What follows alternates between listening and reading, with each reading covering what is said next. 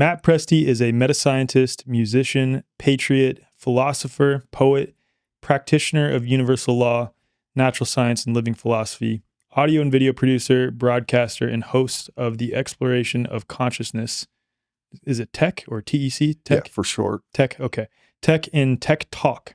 He's also the former director of operations and president of the University of Science and Philosophy, formerly the Walter Russell Foundation, from January 1st, 2015 through August 10th, 2021. Currently, he is the CEO of Universal Power LLC. So for the sake of this podcast, and I'm sure we'll get into some other stuff too, but we're going to focus largely on Walter Russell and his work. It's something that has become an incredibly hot topic because of Terrence Howard being on Joe Rogan. I'm sure we'll get into that a little bit today too. But when I first saw Terrence Howard talking about Walter Russell, irrespective of whether he was correct or incorrect, and I'm sure he misrepresented a lot of things, whether intentionally or not, we can speculate all day.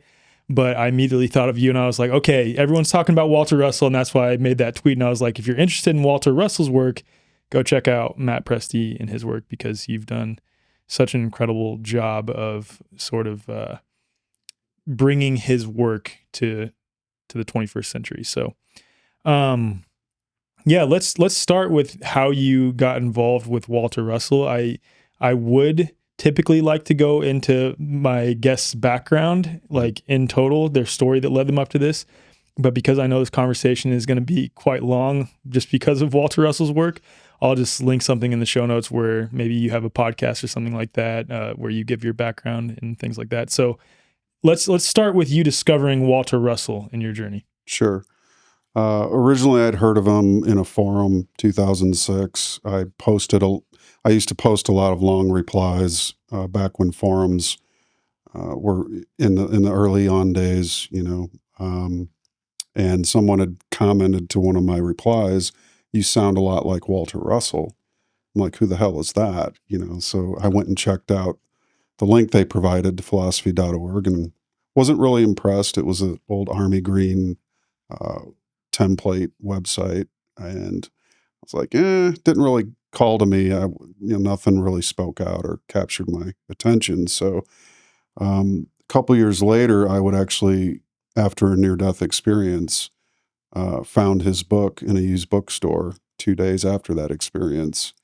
And I had basically said to God at the end of that experience, give me a purpose. I don't know what I'm here to do. I'll be your messenger, but just tell me what it is I'm supposed to do, because I don't know. It was really a low point in life, you could say. And 2 days later, The Secret of Light, I leave my studio, go across the street to a used bookstore, and there it is for $2 on the bottom shelf. And I would read it about a year and a half later, but just that interesting parallel to that, I was in a band right prior to reading it called The Soul Project. And I'm assuming we can use expletives. Absolutely. Okay.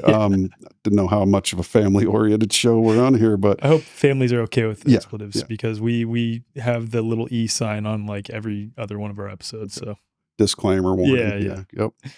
We called ourselves The Soul Project, which stood for shit out of luck, because we couldn't think of a band name. And for a year and a half, we called ourselves that. And I'm starting to read The Secret of Light, and I'm looking at the band name going SOL, Secret of Light. Whoa, that's cool.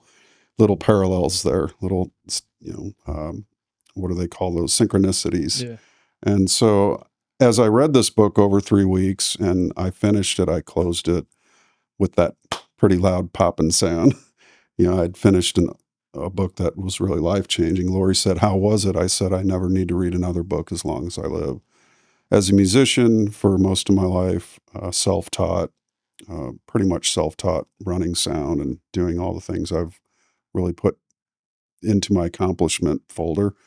It just made sense, and I've spoken to a lot of musicians too, say that his work really speaks to him. Wow. But he says actually that not only is it a mathematical universe and an optical electric universe, but it's also a musical universe. Mm-hmm. It's right in line with some of the Hermetic principles that are as ancient as can be. But that book ultimately led me to want to do my own podcast, which was the Exploration of Consciousness, which started in 2010. Wow. And eventually my productions went from just interviewing people to full-blown productions, video series of Secret of Light series, which was 19 units long. Happened to end up being 3 hours and 33 minutes by accident. That's so cool. You know, all these little numerical things started happening to you. Lots of 1111s, by the way. This address added up is 1111. Yeah. So good on you there. Yep. And ultimately, that would lead to another series, Knowing the Creator 101. I partnered with a guy from California, co-produced both of those, the Secret of Light series and a documentary about Frank Chester's Chestahedron. And we shot that in San Francisco in 2014, Sacred Geometry. And all my work's available up on the links that I'm sure you'll put in. Yeah, I'll put all that in the show notes. Step from there to 2014, 14, former president of the University of Science and Philosophy, Michael Hudak, is in the retirement range, and he points me out at one of the gatherings at the Swannanoa Palace, where the Russell Museum was for all those years, and the university was headquartered for 50 years from 1948 to 1998.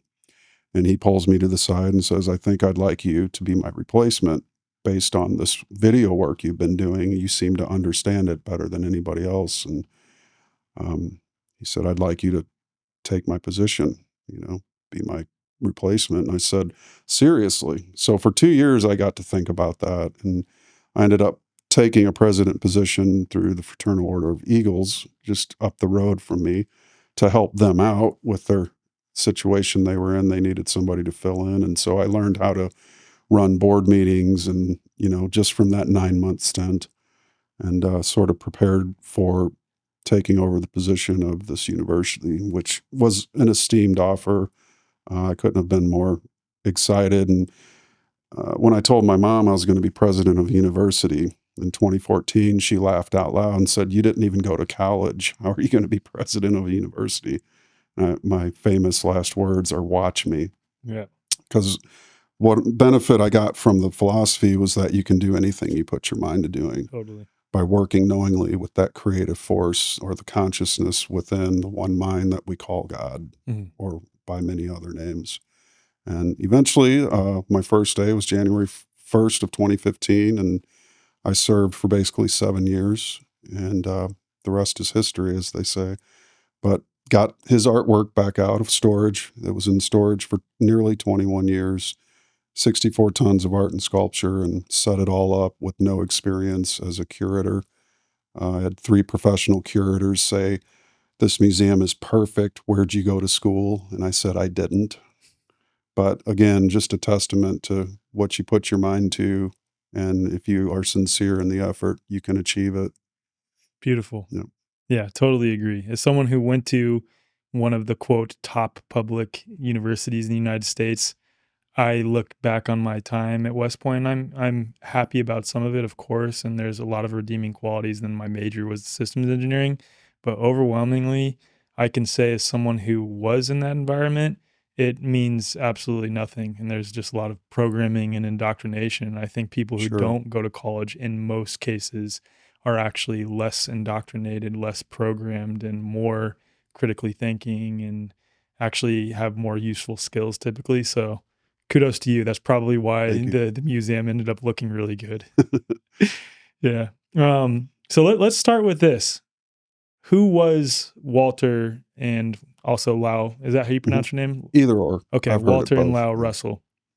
Well, Walter Russell, born 1871, interesting year. A lot changed for the United States in that year. The U.S. became a corporation that year. Exactly. Literally. It's as if God sent him to reverse that, you could say.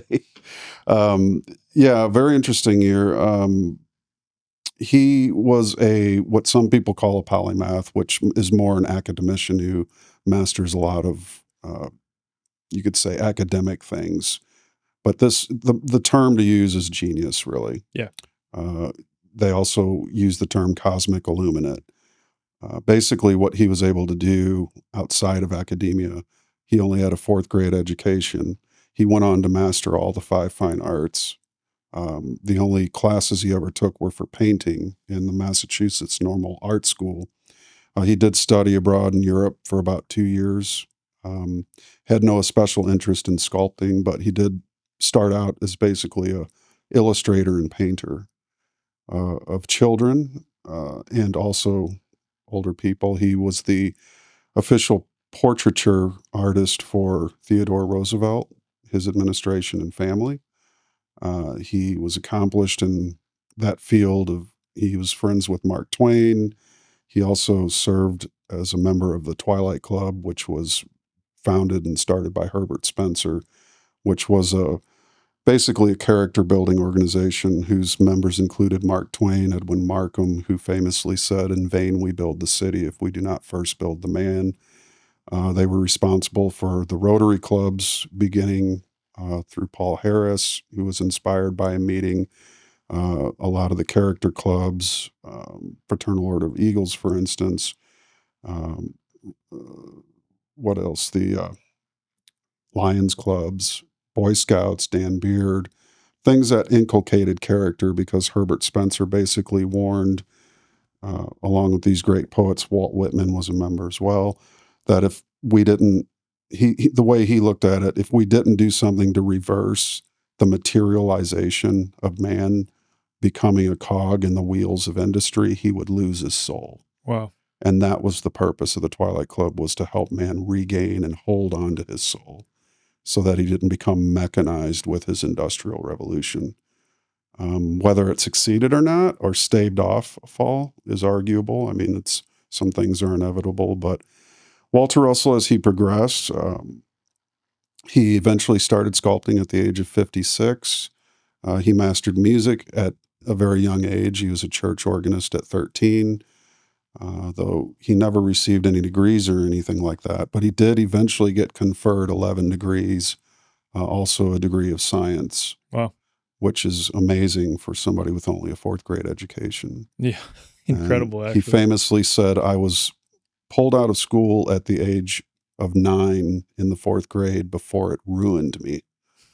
So it's one of those classic cases of a self-taught, autodidactic, you could say, example of a human being that even to this day reverberates and inspires people around the world, and really just a testimony to what you put your mind to, you can accomplish. And so there's nothing he couldn't do. He went on to continue the Twilight Club and what he called the Society of Arts and Sciences, which was partially funded by Thomas Watson, though him and Watson had a falling out over a monument he wanted to build for Mark Twain, which was a life-size replica of his 28 figures from the Mark Twain stories that was to be centrally located in Hannibal, Missouri.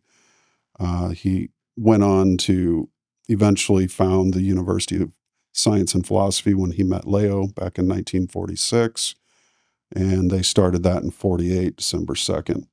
And they were going to call it the University of Science and Philosophy, but the state of Virginia required that you had to have a student body of at least 5,000 people and a curriculum of your own. So they developed the home study course. They eventually got their student body up to the right number, and they were recognized as the University of Science and Philosophy in 1957. And it was a 501c3 demarcation. So they ended the Walter Russell Foundation and assumed that name going forward. And it's now in its 11th era, and all the artwork is back out on display. And so really the one thing I'd say about a Russell is that a lot of people have messages, but few people have 40 plus tons art and sculpture to back it up. Yeah. And he really demonstrated that his curriculum was in fact a true to life learning application. So with Walter Russell, he's one of the people, kind of like Steiner, we were talking about this before, Rudolf Steiner, who's able to bridge the gap that exists in the 21st century via conditioning. And I want to emphasize that it's not an actual gap, because there is no separation between what I'm about to say, but in our, especially Western minds, the gap between science and spirit. And I guess the first question on that is, before we get into some of his ideas, is what where did he draw his inspiration from for a lot of his work? And I think I know what your answer will be, but yeah, let's start with that. Well, certainly nature. Mhm. You know, most of the great poets, philosophers, artists all say the same thing. Mhm. They have nature in their corner, you could say, and recognition of it, which to A. Russell and others like a Whitman, nature is God's thinking made manifest. And its continuity and its balance and its supremacy and its beauty is unparalleled. And that's the divine nature of the creator, you know, his thinking expressed. And so Walter would draw not only on nature, but also the power behind it, which he basically says there's one mind. Even the mind of nature is the same as the mind of man. The only difference is there's certain people that notice that, work with it, and that's what produces the geniuses of the world, where others who don't notice it uh, are what he would call mediocrity. So it led to his famous saying, mediocrity is self-inflicted, genius is self-bestowed. Mm. And so in the noticing of the mind behind nature, that's where he would draw his constant inspiration. And he felt that consciousness and the self is God to the degree that you know that it is. Mhm. And to that degree, and exactly to that degree, is also to the degree that you can express it. So the more aware of it you are, the more you work with it knowingly, the more you can express it and multiply your own power. Mm. And I like to liken that myself personally to some people set their volume knob at 1 or 2. There's others who crank theirs up to 10. And those are what we call the geniuses and the masters of arts, crafts, fine arts, things of that nature, Mm. inventors, so on and so forth. So, In his idea of what God was, we're gonna start like with the biggest question: is God synonymous from his ideas with mind and light, or like I guess the best way to start is let's define terms if as sure. best as we can. Yep. That's important because in this day and age, there's a lot of terminology. Yeah. A lot of people think that consciousness is undefinable. Mhm. It's still worth the effort to try. You know, it's Lao Tzu famously said, "He who knows doesn't say, he who says doesn't know." And I like to follow that up with, "I'm glad he said that," because he just contradicted Right. himself, right? Right. But and I'm just a regular guy, happen to notice that, but Yeah. it's really the effort. I think the beauty of any definitions are that they're not just definable as that. They can always be expanded. And as our consciousness grows, so do our definitions, Yeah. interestingly And enough. you kind of talked about this in one of the videos. I think what was the one that was a 4-part series? Knowing the creator. Yeah, knowing the creator. 101. In that you talked about, I don't remember exactly how you framed it, but it's that we're all pointing to this experience of God, of the divine, um, via meditative and prayer practices, and some people will use substances, but you also commented on that as well. That's like not a true experience with God, or with the one mind, if you will, but that it's really not something that is describable with words, and that's the whole point. And all of us are trying as best as we can to describe via the effects of Right. the one cause. And you will never be able to describe the one cause by just pointing to the effects. Correct. Yeah, the absolute truth is undefinable. And the minute you open your mouth, it's no longer the truth. So how do we experience the penultimate experience? And that has to be done wordlessly. You know, I like to say there's no knowledge in a library. There's lots of books and there's symbols that we call letters. There's sentences and paragraphs and pages of these symbols called letters. But that's not where the knowledge is. When you read these symbols, sentences, words, paragraphs, and page after page, you're assembling those symbols into your mind, and that's where the translation, and as Walter would say, recollection of the knowledge that you're reading. It's just information is Mhm. all that's in a book. but the knowledge is reassembled and recollected in the mind. So where are you getting what the book is saying? Not from the pages, it's happening in your mind itself. Mm-hmm. And that's what we often forget, that there's no knowledge in a book. The knowledge is inside each one of us. And we can recollect as much of it as we want to the degree of our desire.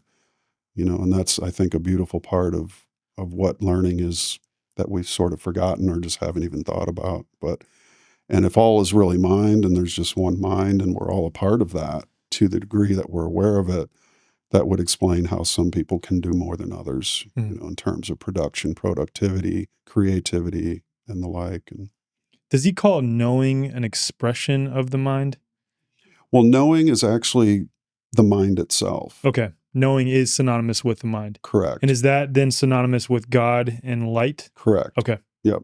There's lots of ways, and all the synonymous names: stillness, silence, equilibrium, the undivided, Rest. the sexless, rest, for instance, all these are synonymous, but they're all mind qualities: beauty, love. There's no quantitative test that any materialist scientist can do that measures love, but yet they all use the word. Love you, honey, I'll see you tonight when I get back from the lab, right? We all use that word, but it's unquantifiable. So does it not exist because you can't, chart it or weigh it, or what color is it, or, that's the downfall of physicalism, which is also known as materialism. And it's a philosophy, it's limited because it's only limited to the senses. And the opposite expression of knowing mind or stillness is motion or effects or sensing. And that's what the electric brain does, is thinking is what knowing does.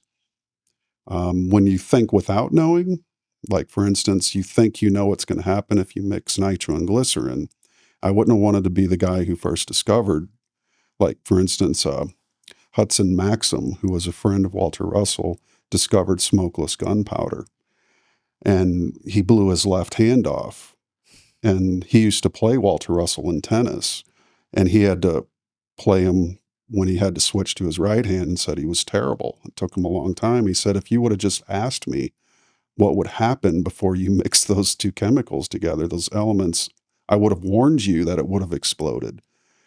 And he said, if you'd have known and looked into your mind first, as opposed to thinking and experimenting, you would have avoided that accident. And so when we do something that we don't know, it's called experimentation. And a man can really, truly, woman, only do what they know and do it well. If you don't know what you're doing, you're experimenting, and that's when it can get dangerous. I wonder how that relates to scientists conducting so-called experiments, because the reality is they're not following the scientific method in most cases, so they're really not conducting experiments. But how that relates to us having a presupposition about an outcome and the impact that our belief has on the outcome of something. Does Walter Russell talk about that at all in any of his works? Not so much. I think a lot of that stems from the double slit. Mm. Are you seeing what you expect to see, or does your mind have, in other words, some kind of sway over the outcome, for instance? There's various interpretations of that. I don't know that he really commented on that in particular as an experiment, but I think if you were to ask him what do you think the result of a desire would be, and he would say, well, if you act on it, and actually, there's 3 stages to get from knowing to existence. The idea itself is the knowing, and that's conceived in stillness. The thinking, you think that idea apart, and then the action. And this is where something like The Secret movie left off the action part. Yeah. You can pray and think, I'm going to get the front row spot. But if you don't drive around a couple times, it may not come. You could think that you're going to be a great concert pianist, but if you don't woodshed, you can pray for 80 years and then sit in front of a piano and you sound terrible. You actually have to practice woodshed. You have to act, and that's really the Russell philosophy, is to create something, conceive it in your mind, think it apart, acquire the tools, acquire the techniques, and then build the body. Mm-hmm. All bodies are first a thought in the mind of a man. And if anyone has doubts of that, I will submit all man-made items and things as Exhibit A. Yeah. And there's nothing minus a toasted ravioli, which was an accident. Was it really? Somebody dropped it into a deep fryer and they were like, this is good. Made one of the best food items ever. Exactly. So, but it was still the ravioli itself was somebody had to think that in their mind. Yeah. And then they made the actual product through thinking. So thinking is literally the bridge from knowing to existence. So, okay. So with that, with knowing being synonymous with God, being synonymous with the one mind, what does Walter Russell talk about the one mind as? Like, how does he describe the one mind, aside from just those characteristics of the one mind? He famously described it as the still magnetic light. And he saw the universe as basically two things. You could say we live in two universes, one of still light of mind, which is at rest. And when it divides through its desire, or cause, you could say, when it divides through its desire, it produces the twins of effects, which are the male and female of creation, or the red and blue light spectrum of creation. And that red and blue seeks to come together to close the opposite imbalance with the balancing oneness. And out of that union of opposites, a spring off or an offspring springs off of that union, just like children are born from a union of opposites or conceived, And congratulations, by the way. Thank you. Thank you. Didn't know if I'm supposed to say that. That could be edited. It's all good. By the time this comes out, it'll be fine. So okay. It's all good. But really happy to hear. We're expecting our third. That's what he's talking about. So super awesome. Thank you. And so that's just a prime example of, the two universes being one of mind, and then the body effect universe, which is the motion universe. Because if motion was the truth, and this is really a demarcation line between Hermeticism and idealism, which sees the universe as a mental creation, versus physicalism/materialism, which sees mind as an effect of matter. Yep. So in idealism and Hermeticism, mind is causal, where in physicalism and materialism, and matter is overwhelmingly causal. Modern science. Right. Yeah, like consciousness is a function of the brain rather than it the comes brain out being of a matter versus being the cause of matter. So, right. And it's interesting to me because every creator, again, Exhibit A, every man-made item in existence, even the microscope they use, was first a mental idea, yet they can't see it. Right. It's amazing to me, but it's slowly dying. I've heard a lot of people say the whole paradigm of materialism is on its way out. They just don't know it yet. What I see happening, though, with that materialistic science dying is, I won't call it a split, but there's like two camps that a lot of people who are on board with materialist sciences being wrong end up in the sort of quantum side of things, which ironically still goes right back to materialism. And I'd love to hear Walter Russell's thoughts on that, because I know he's touched on that quite a bit. But then also leads one to the New Age camp, where you're supposed to, quote, raise your vibration. And I know Walter Russell also touched on that too. So let's start with the quantum stuff first. Sure. Well, Walter was no friend of materialist science. He ripped on it more or less, and he had a hard time. He said basically the cardinal error of science was in shutting out the creator from his own creation. And the cardinal error of anything is major. So that was their first mistake, because it's like shutting the poet out of his poem, or, basically I liken it to this analogy. They're looking at the paint of the Mona Lisa, scraping off drops of paint, trying to find the soul of Leonardo. And it's like you're missing the whole of, it's like, guys, it's not in the nuts and bolts. This is the expression of the soul of Leonardo itself. Yeah. And so quantum mechanics, string theory, which rose out of that, is an effort to reduce the whole universe mechanistically to a machine of nuts and bolts, which also happen to give rise to higher and lower dimensions, which have no existence, in my opinion. I think I've sufficiently debunked that in my Dispelling Dimensional Madness, but and just all kinds of other bizarre theories, strong and weak nuclear forces. The quantum idea, Russell derided it in the book, A New Concept of the Universe. He basically said the quanta as a fundamental particle of existence is so unlike and untrue to nature that it's a travesty.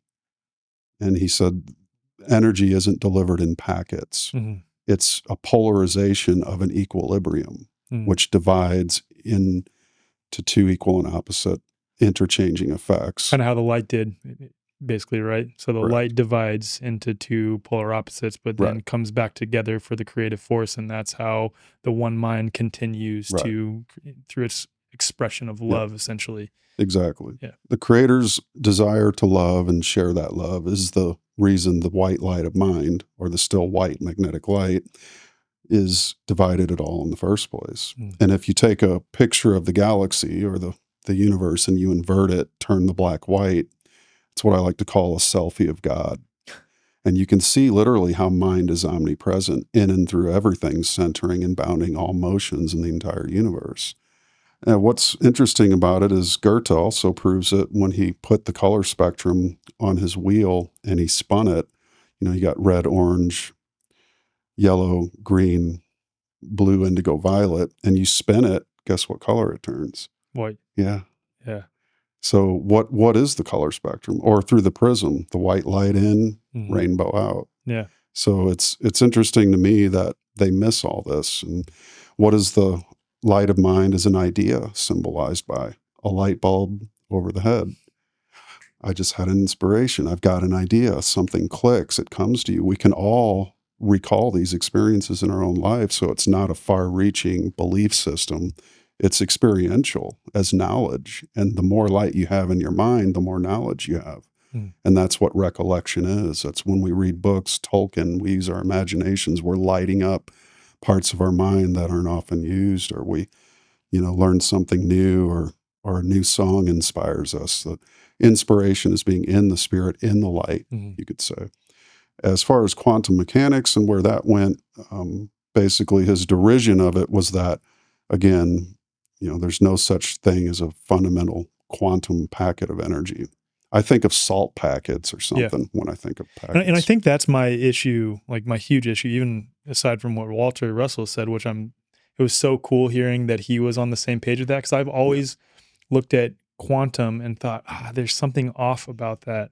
I interviewed someone recently who framed it in a different way. The way she frames quantum, because she's talking about it in quantum biology, is just that our biology is fractal. I'm like, okay, that's not the typical definition of quantum, but I see what she's pointing to in that, and I have no issues with what she's specifically attributing quantum to be. But my issue with it is it's still, unbeknownst to most who use it, and then it's thrown around everywhere now, quantum this, quantum that quantum technology, quantum computing, quantum everything, is that it's still rooted in materialism. It's rooted in like separating things down to their smallest parts in particles, and that's a huge issue for me. Right. Yeah, and that's, the New Age movement, as you mentioned, quantum astrology to quantum zoology, and there's quantums in between, every kind you can imagine. Yeah. And it's almost to the point of laughability, because there's just so many, take your pick. Again, things like vibration, as you mentioned, raising your vibration. This is where these things come out of. It's not so much like the Kabbalion is more of a hermetic log of the 7 hermetic principles, which are pretty accurate. And a lot of people think Walter took from that, but he actually didn't. It was just two individuals, or one individual, one group pulling from the universal mind, essentially getting the same information. Correct. Hermeticism is as old as it gets. Yeah. There's really no religion prior to that. And it's really the source of all religions, but it's also the ability, I think the alchemists all used Hermeticism like a tool. Yeah. You know, it's not a religion as much as it is a tool of being able to unify opposites or stand between the tension of opposites or, you know, marry or bridge the polarities, you know, and you basically get behind motion and command it versus being commanded by it. And when you're in a state of being the artist and the creator, you can really steer your life, but also you can understand the principles of nature, of vibration, of polarity. If people truly understood vibration correctly, they wouldn't say that a low vibration is evil or anger is a low vibration. Have you ever met a low vibration, angry guy ready to tear? You ever seen a guy tear a bar apart Yeah, in a bar absolutely. fight? I've been one who's Does that torn look a bar like a low apart. vibration? No, it looks like someone who's like Yeah, high. Yeah. That's a high vibration. Right. Is a fever a low vibration? No. I'd guess that's a high Is vibration. an earthquake a low vibration? Is a lightning strike or fire? Walter called fire the ultimate consumer of bodies. And these are all very high vibrations. In nearly all cases with modern health systems, you're waiting months for appointments only to spend a mere 10 minutes with a doctor who quickly hands out a generic diagnosis that is likely rooted in a total misunderstanding of health and causes, and then you're offered a one-size-fits-all medication or invasive treatments with unpleasant side effects. If this sounds all too familiar, consider a different approach with the New Biology Clinic, founded by Dr. Tom Cowan, a respected natural health doctor, author, and speaker. Dr. Cowan's holistic perspective on health and wellness and a deep understanding of the true nature of health and disease sets this clinic apart. With the New Biology Clinic, it's not about quick fixes and suppressing symptoms. The practitioners take time to understand your unique story, recognizing that health is unique to the individual and that illnesses have a variety of causes, physically and metaphysically. Members of the New Biology Clinic enjoy a flat monthly fee that includes a range of valuable services like health consults as needed, practitioner-led live streams on diverse health topics, access to a members-only resource library, and multiple live group sessions every month. These sessions cover fitness, breathing integration, biofield tuning, guided meditation, EFT tapping, and much more. Unlike traditional healthcare systems that thrive on frequent visits, prescriptions, treatments, and suppressing symptoms, the New Biology Clinic's motivation is to make you healthy and keep you that way. Visit newbiologyclinic.com to learn more and use code THEWAYFORWARD for $50 off your account activation. If you're a member of The Way Forward, email hello@thewayforward.com to receive $150 off your account activation. Your journey to genuine healing begins here. And would he attribute a quality to those as bad, like that high vibration is bad necessarily, or it just is? Because like I look at lightning, I'd be interested to hear Walter's thoughts on lightning, so I don't want to misspeak because I'm sure you'll correct me here. But lightning is one of the ways that the earth is pulling in a certain charge for our bodies that to then use that energy when we ground. Am I incorrect in saying that? Well, I would say you're probably on. Haven't thought of it that way, but Let me use a simpler example, sure. like fire, right? Like that's a high vibration thing, right? Is fire necessarily bad? No, it can provide us warmth, Correct. right? So is it these things that are high vibration in it's just that that's what they are. That doesn't mean that they're bad necessarily. Correct. Okay. Well, I think the mistake comes from the Kabbalion. It's the one part of where Walter differentiates his science and his philosophy from the Kabbalion. And again, the Kabbalion written by 3 initiates who are Masons. That's what initiate is part of, Masonry. So did they do that on purpose? Did they say, get into the high vibrations of the spirit? But then you have Walter and Leo in their home study course say there's absolutely no vibration to the spirit whatsoever. The spirit is just still. You right? have all these different mystics throughout time immemorial saying, lower your vibration, become still. In stillness is where you connect with God. Be still and know that I am God. And I could point to 1,000 examples of the great mystics saying, be still. Meister Eckhart, for instance, the still water is where you notice the reflection, not in the running water. Lao Tzu, be still, It's over and over it's mentioned. Yet in the New Age movement, and I think from the Kabbalion, because the New Age was latched to that in a lot of ways, they see the law of vibration where they say God is a very high vibration. Yeah, like I think Yep. back to David Hawkins' scale of consciousness. I'm sure you've looked at that before, where it talks about like the high vibration feelings and characteristics and the low vibration, and fear and shame and guilt are down here and considered low vibration. And then high vibration is like bliss is the highest one. So how do we like make sense of that Well, bliss, what is the central chakra? The heart. in the heart? So where would love be? In the top of the head or the No, in the heart. right, Yeah, and that's equilibrium because it's right, the middle point between the upper three and lower three. right. And that would be the unification Stillness. of the opposites, the stillness, the still point. Yeah. So perhaps love is, and this the interesting thing Russell said too, is that God is just ecstasy. One emotion God has is ecstasy. That's it. Mhm. And there's no opposite to ecstasy. To not know ecstasy is agony, Mm. but to know it, there's no opposite. And so from that, the universe is created. The ecstatic mind of God, the all-knowing, the all-present, the all-purposeful. That's really the source of all power. The interesting thing about high vibrations is it does all have a purpose. That's why the higher the light, the more violet. So violence as a root word, the higher the vibration. The light spectrum itself. You ever had a sunburn? That's that's from ultraviolet light. Mhm. So the higher, the faster the vibration, the more destructive it is. And where I think Walter would disagree with a lot of the New Age movement in that had he been alive to point it out, he would have said, look, you guys go into that spectrum of light, that super fast vibration, you're going to destroy yourselves. That's what radioactivity is. Mm. And his planetary model of planets being born from the sun and moving away, you look how we name the planets and what are the furthest out planets? Uranus, Pluto, uranium, plutonium, Oh, wow. the radioactive elements. They're rapidly disintegrating. Their center is unwinding very quickly, which is The what further happens they when get you away get from old. stillness. So the Right. sun in this case would represent stillness. The central part of the octave wave, Mm. which is the fusion of the basically the carbon element is the God particle. Mm. I was the first to point that out in Russell's work. They never had a God particle when he was alive. They never called it that, but that's actually what they're looking for, and it's right in front of them. And Carbon. it makes me wonder if they do not know that, and that's why they want to neutralize it. We need to go carbon neutral. We need to.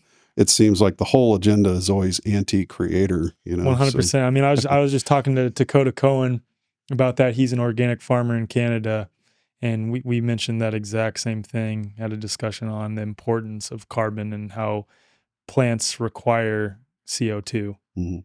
and this idea that we need to have like a carbon tax and things like this is absolutely absurd. Right. It's like a tax on life, trying to destroy life, essentially. Yep. Um, with respect to, so we touched on vibration a little bit. What Mhm. does Walter have to say about frequency? That's a good question. He didn't often bring frequency up. That was more perhaps, I'd say, Tesla Mhm. kind of stuff. Walter talked a lot about the division of an equilibrium into its opposites. He not Talked so about magnetism quite a bit, though, right? Yeah, magnetism was different. He redefined that again back to the definitions. The first unit in the Secret of Light series is called Defining a New Cosmology, and we strenuously went over the books to try to define it. He had wanted to create a glossary, but he never got around to it. So we did what we could to try to represent it as best we could. And again, I just want to state for the record, I'm not an expert on Walter Russell. I don't think anybody is.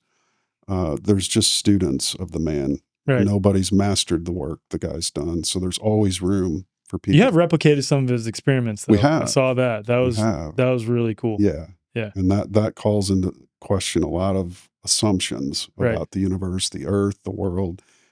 Does it hold true to what you're seeing as spheres and cubes as the model creation? So there's all that too. But again, it's in definitions, magnetism would be the still light.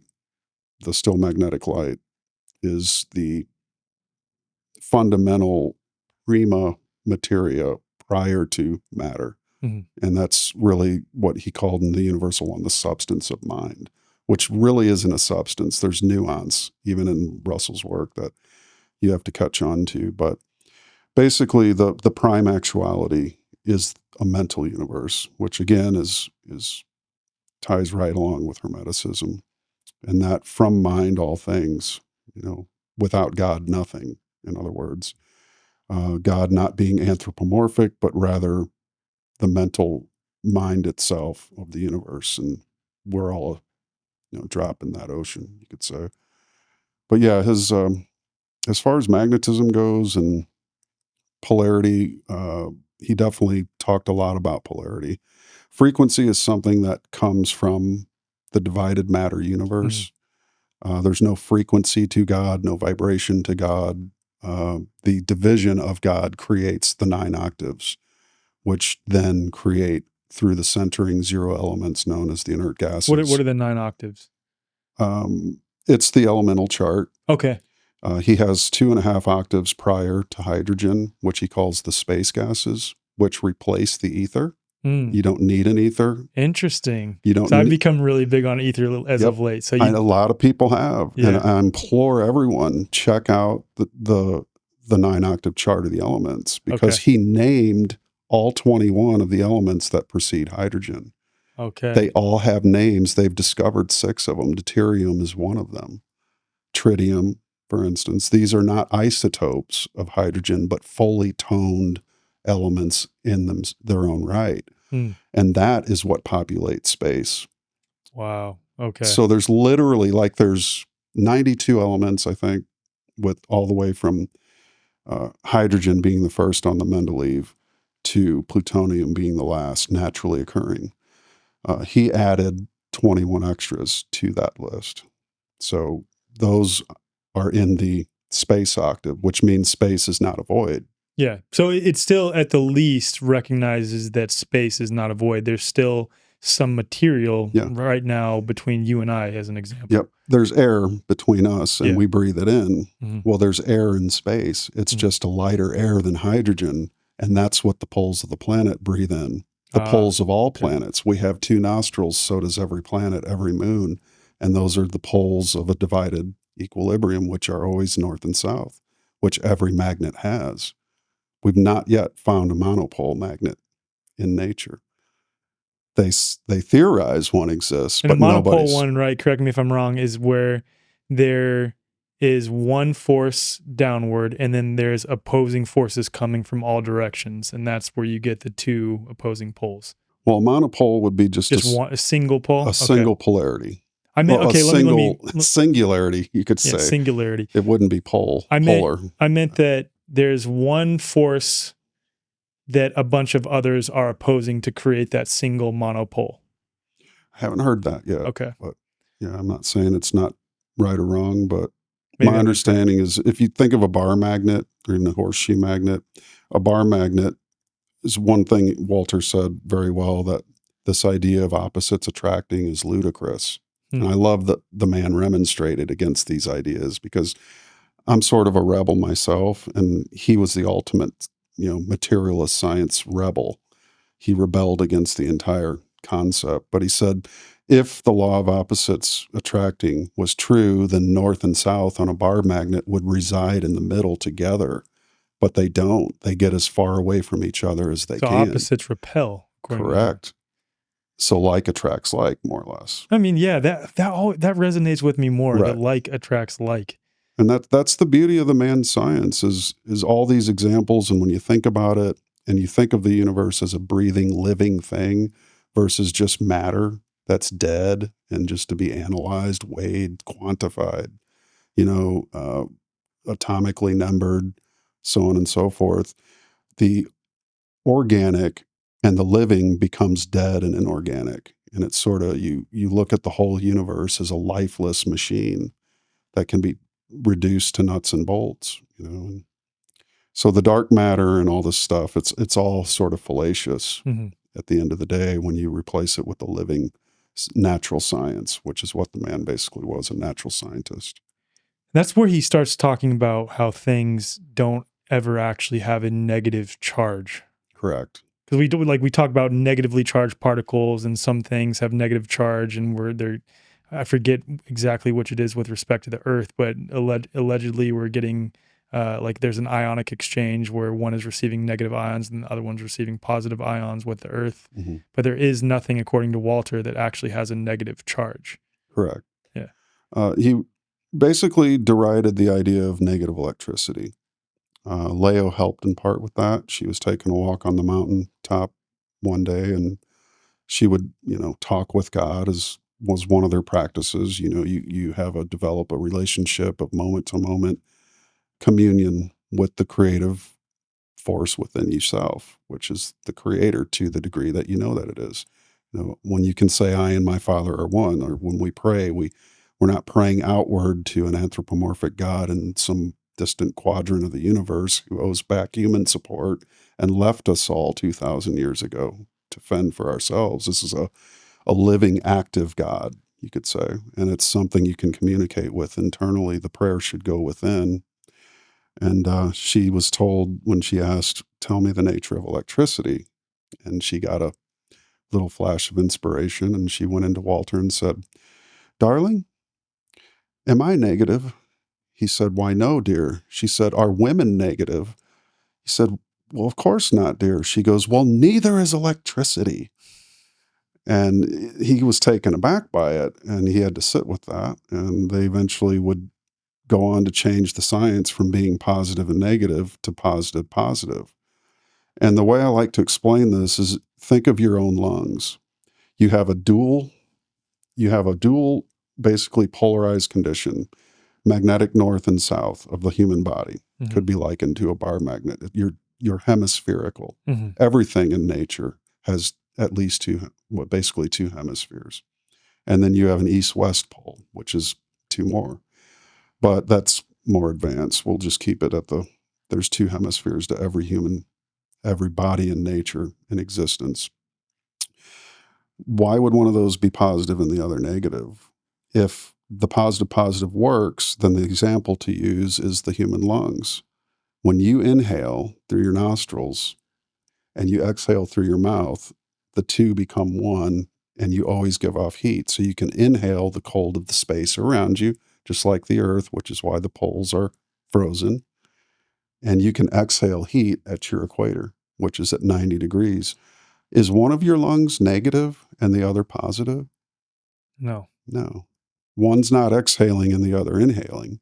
They're both inhaling, which means they're both charging the oxygen into the lungs, which the heart then pumps, and the red becomes blue when it returns through the ventricle.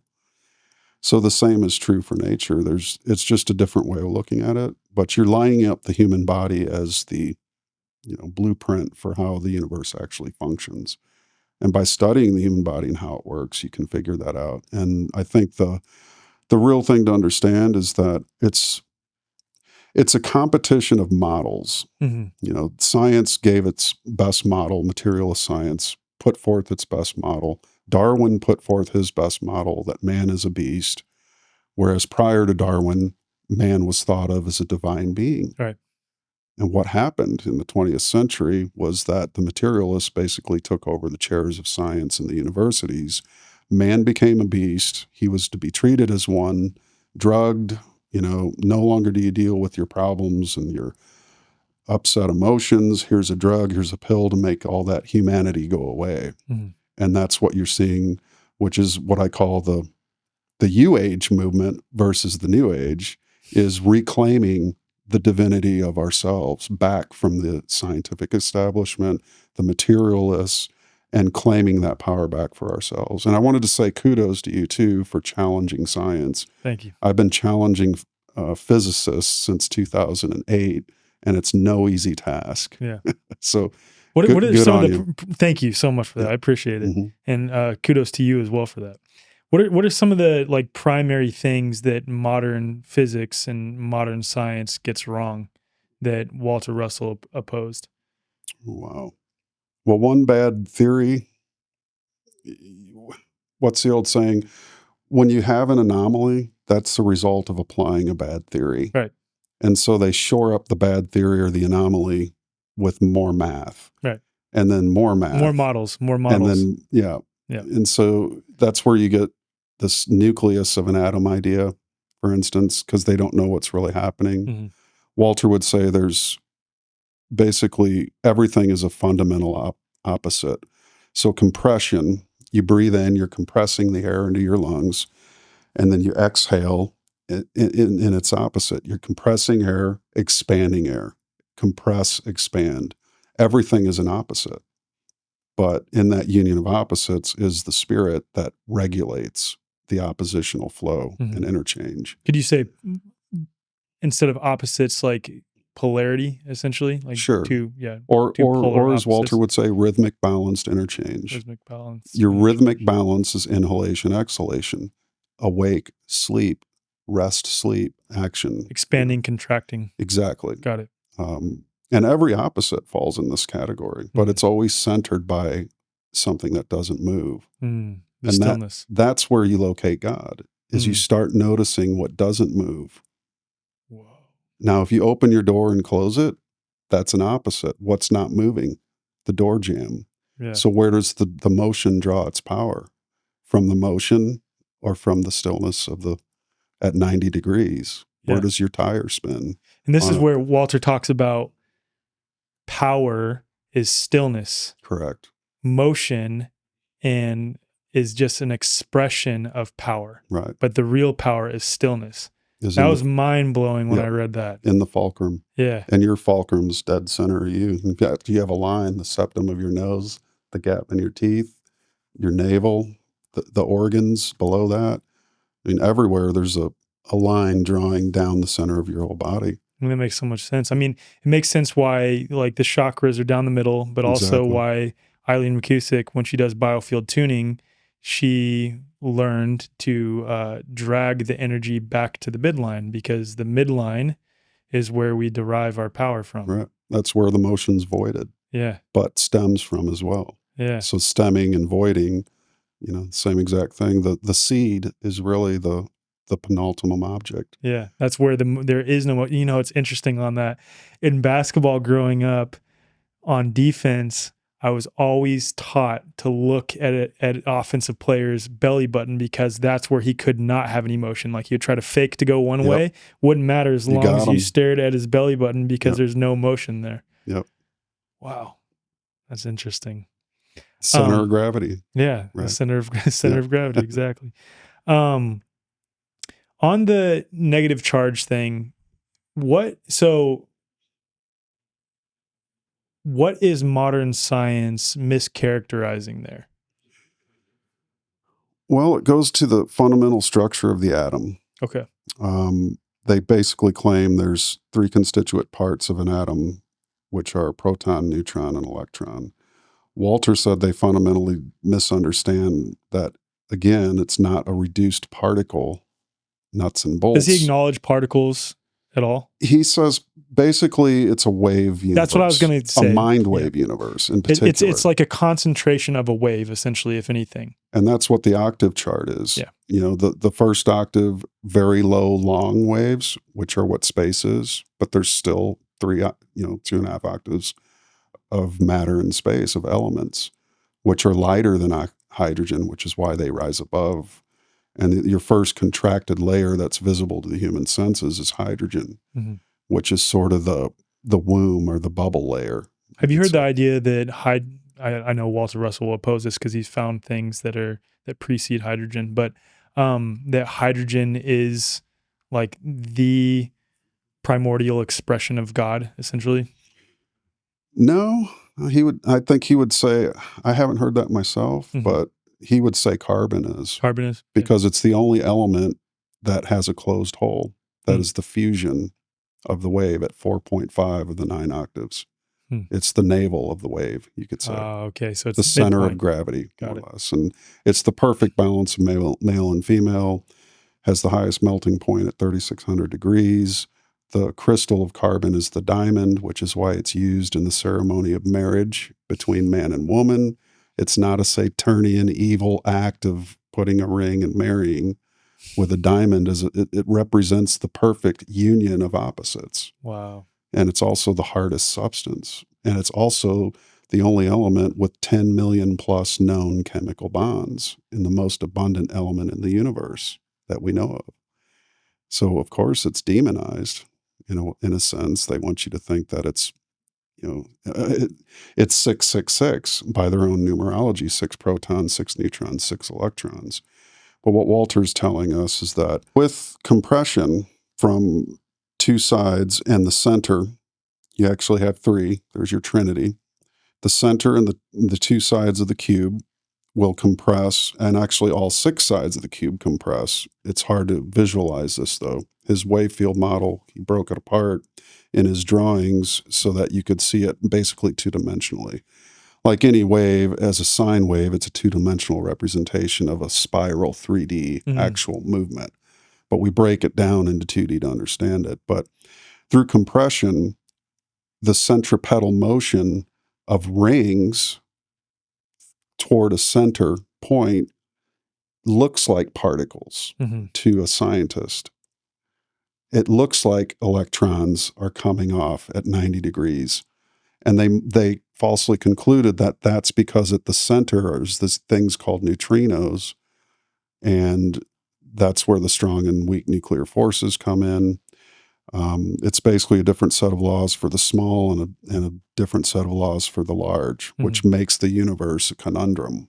So it's essentially, correct me if I'm wrong, two opposing spiraling magnetic forces converging electric forces converging at one point. Correct. Okay. And those electric polarities coming together move in and through each other to form the spheres of nature.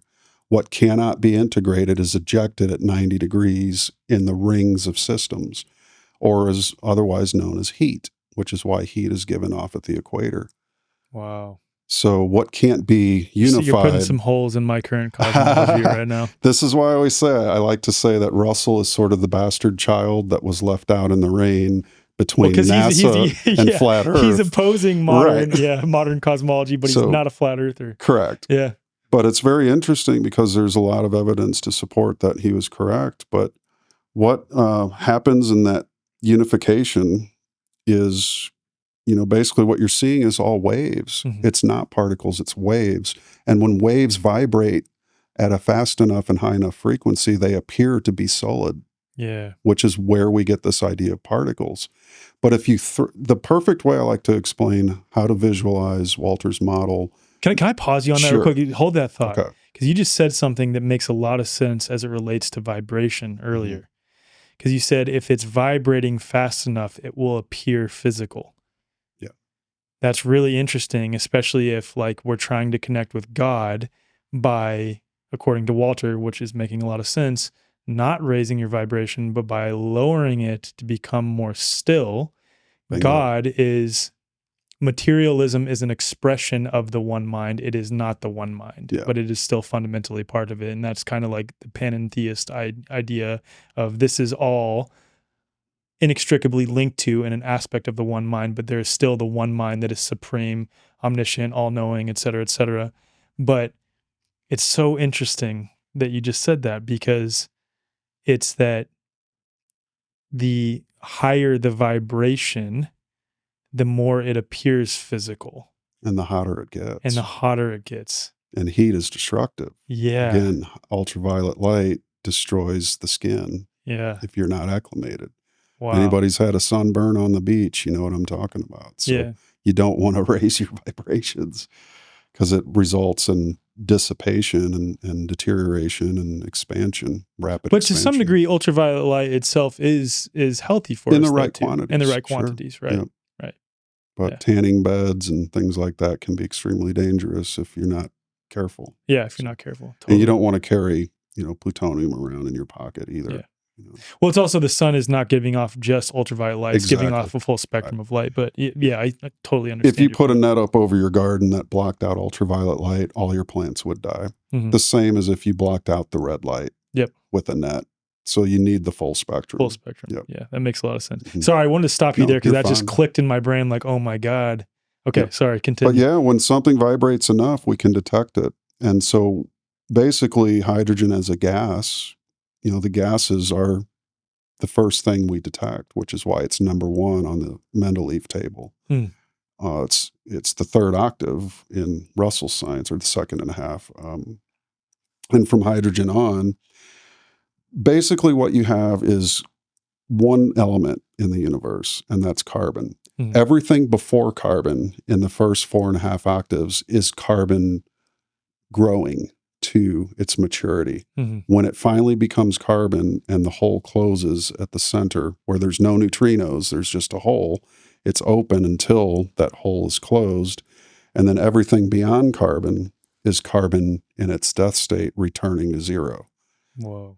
And that's a fantastic way to look at it, because it just basically simplifies everything. There's really only one element. And the story of carbon begins at alphanon and ends at omeganon, I think.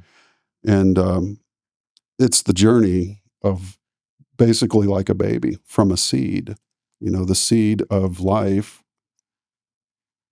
it breaks in half or it divides. It goes down into the ground and up into the sky. So the roots and the tree are opposite expressions in opposite directions, but of one life form. When it reaches maturity, it bears fruit.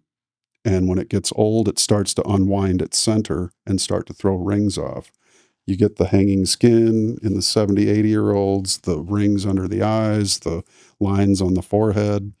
Age is a very natural process. And we look at it as something dangerous. The anti-aging industry itself, one of the things Leo said so well was women should be proud of their aging. There's beauty in it.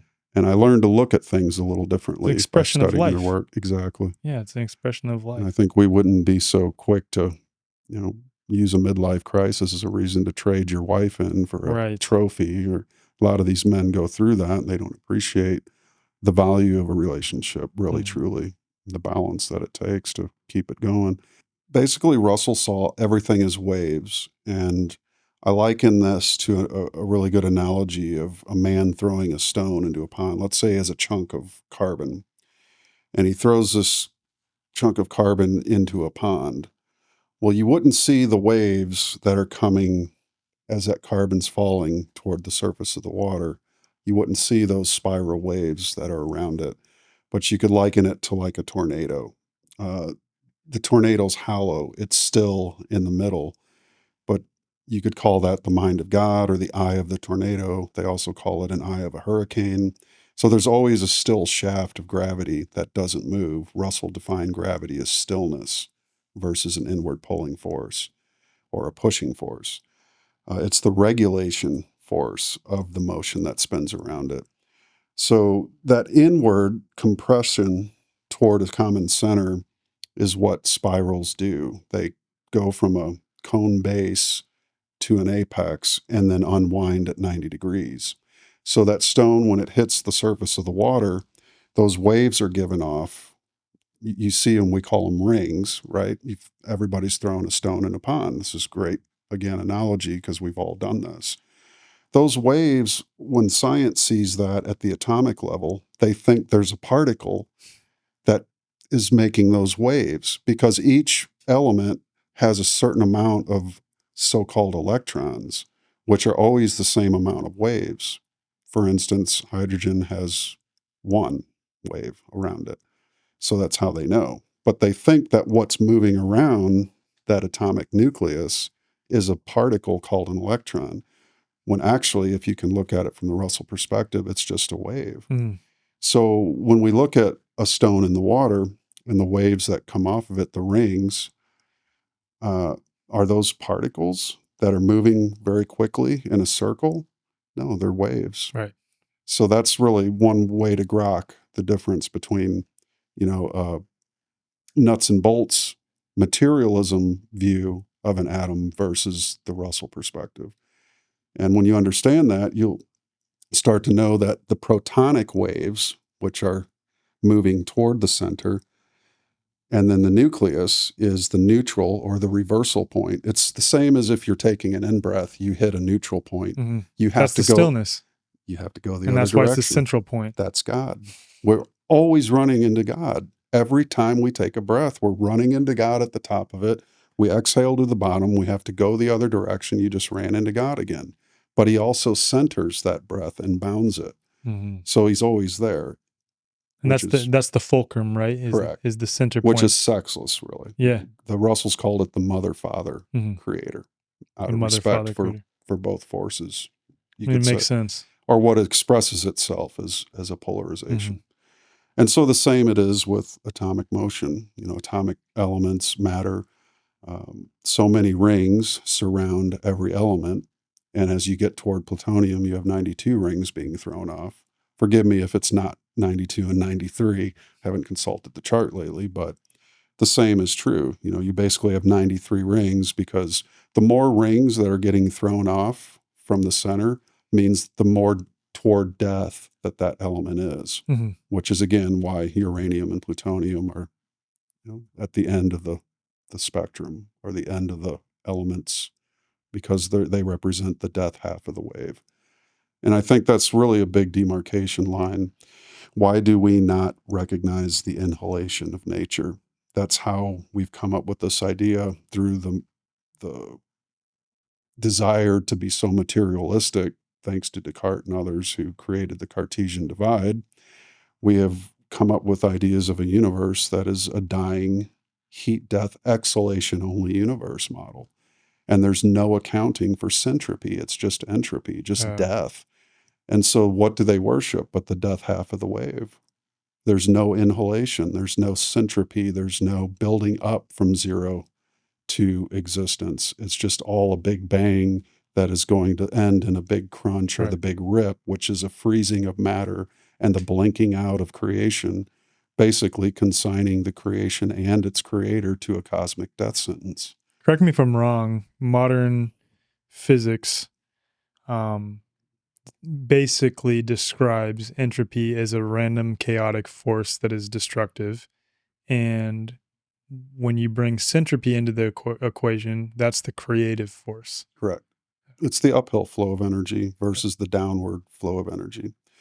It's where energy running down, systems running down. In other words, charge is created from an explosion, and then it just runs down. Discharge. Yeah.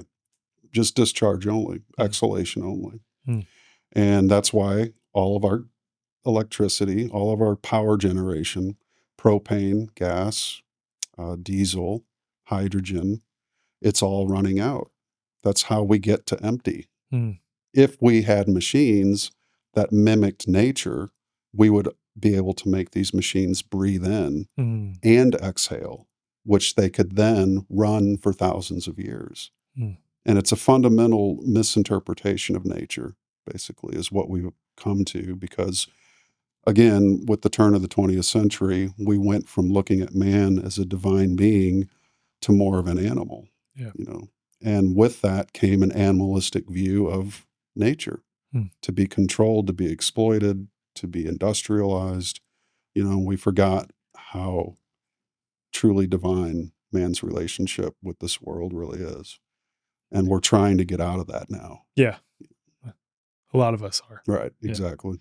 So that's how we could recontextualize positive and negative charge then, is simply just charge and discharge. Correct. Rather than positive and negative charge. Exactly. Okay. See, now that makes sense in my brain. Charge is the multiplication of life, and to that apex of the breath, and discharge is the return. So God gives us charge. We sleep at night in a state of rest to recharge. And then as we act and live during our day, we discharge. And we do it every day, just like every breath is a charge and a discharge. Could you say then that the one light, when it was the undivided one light, discharged in order to split into two, and then, or would it be the opposite? Would it be the one light?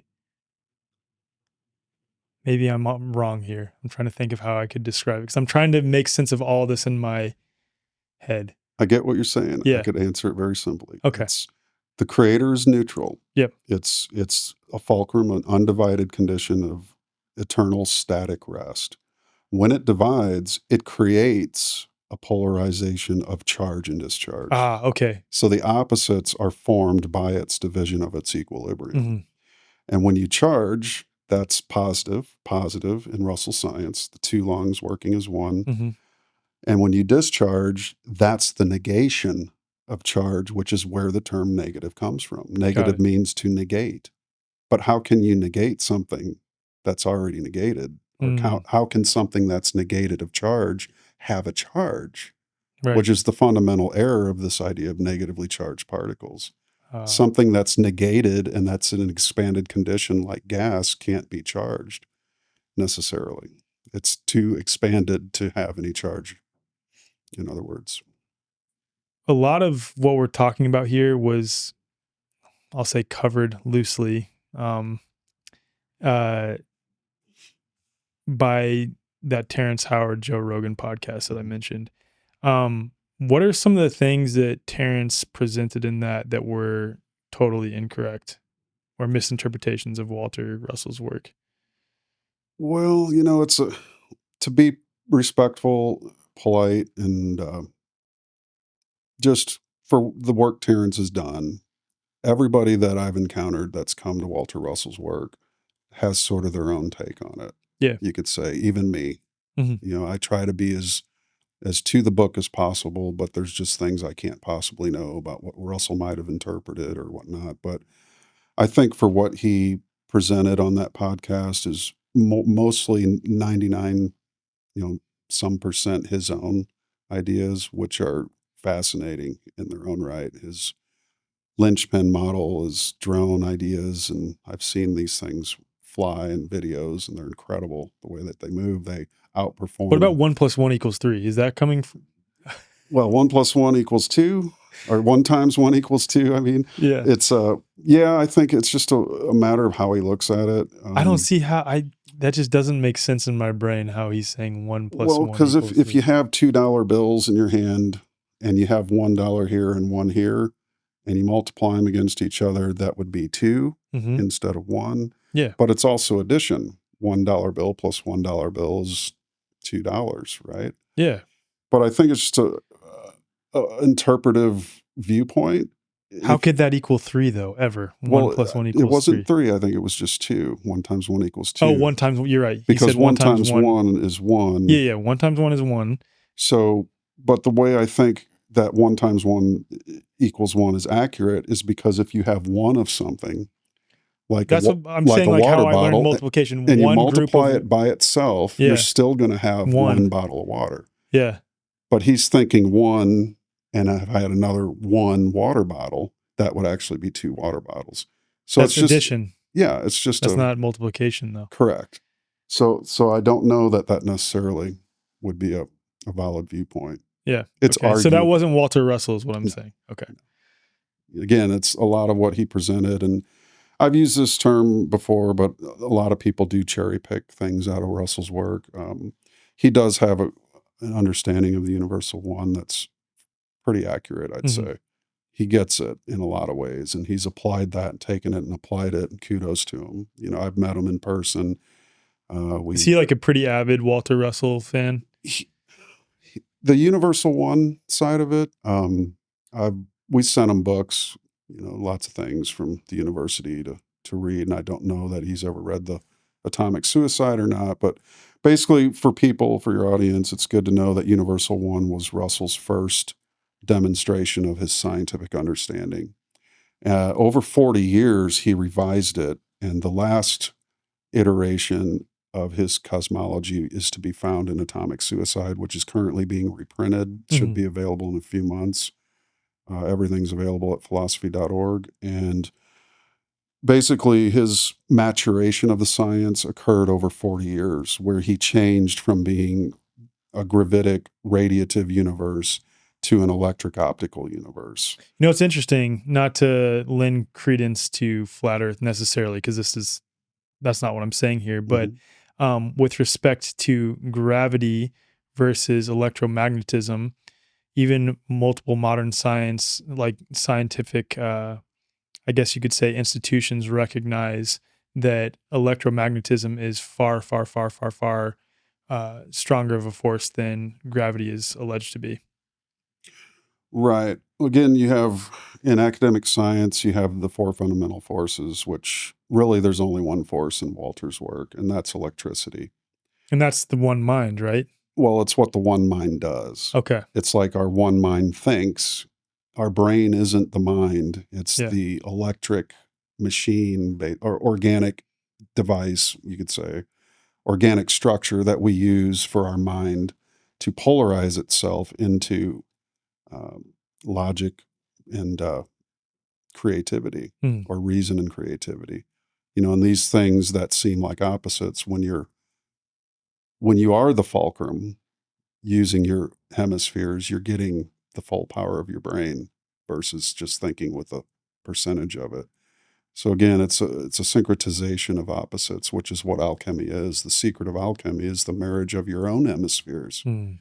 which also happens to marry all other opposites. And the more you can get behind your own mind, or your brain, I would say, it's sort of, you're becoming your own fulcrum, and you're commanding your hemispheres to produce the divinity of your own mind. Mm. And you're freezing your thoughts into forms of your own imaginings, which is what all great artists do.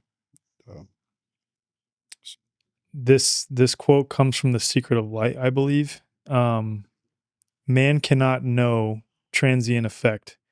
He can know cause only. He can but comprehend effect. Man cannot know a sunset sky, for example, but he can comprehend it if he knows its cause. Knowledge is therefore limited to cause. All knowledge exists, all mankind can have it for the asking. It is within man, awaiting his awareness of its all presence. Knowledge cannot be acquired by the brain from without, it must be recollected from within the consciousness of self. Gradually dawning conscious awareness is but gradual recollection of the all-knowing which has always been within man.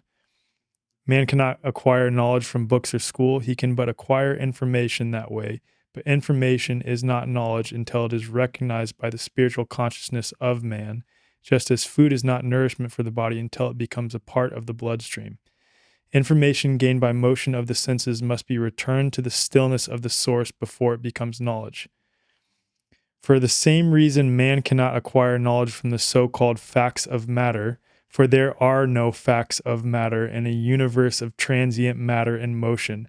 All matter in motion is but a series of illusions which deceive man into drawing wrong conclusions. I think that describes modern science really well. There you go. It is impossible for man to draw right conclusions from his observations of matter in motion until he has acquired the ability to translate dynamic effect back to cause. This he can do only through decentration, I think, to the one light of his conscious awareness of the source of all knowledge. Until he knows the why of effect and its deceptions, he has no knowledge whatsoever upon which he can rely. He has not but unreliable information. So essentially what Walter Russell is saying there is that there is only one true cause of anything, and that is the universal mind. So in this case, when you're talking about like electricity is the mechanism by which the universal mind creates effects. Correct. Right? Yep. Okay. And polarizes into its male and female forms. Okay. Yep. Yeah, I'm just trying to make sense of how light and electricity and magnetism all relate within Walter Russell's idea of what God is.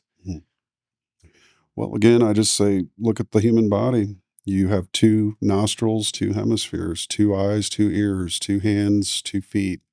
Everything is duly mirrored out from the center, and then you can line them up.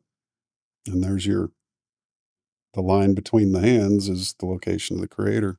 It's that still point between all opposites. And it's basically a mirror effect of polarized waves that are mirrored into that polarization. Mm-hmm. And those two can become one. And of course, that's where life springs off, is from that union of opposites. And in much the same way, what did I want to touch on, which you had just mentioned there about the knowledge, for Mhm. instance.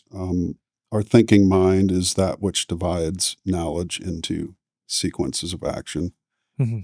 The thinking is, we take that knowing, whatever that idea is, and we're able to think it into parts and act on it. Could you rephrase that last part of that comment? Well, I'm just trying to make sense of how, like, once the one light or the universal mind divides itself, Mhm. right, into these separate, let's say, appearances in reality, how does light relate to magnetism, relate to electricity? I think that's what. Right.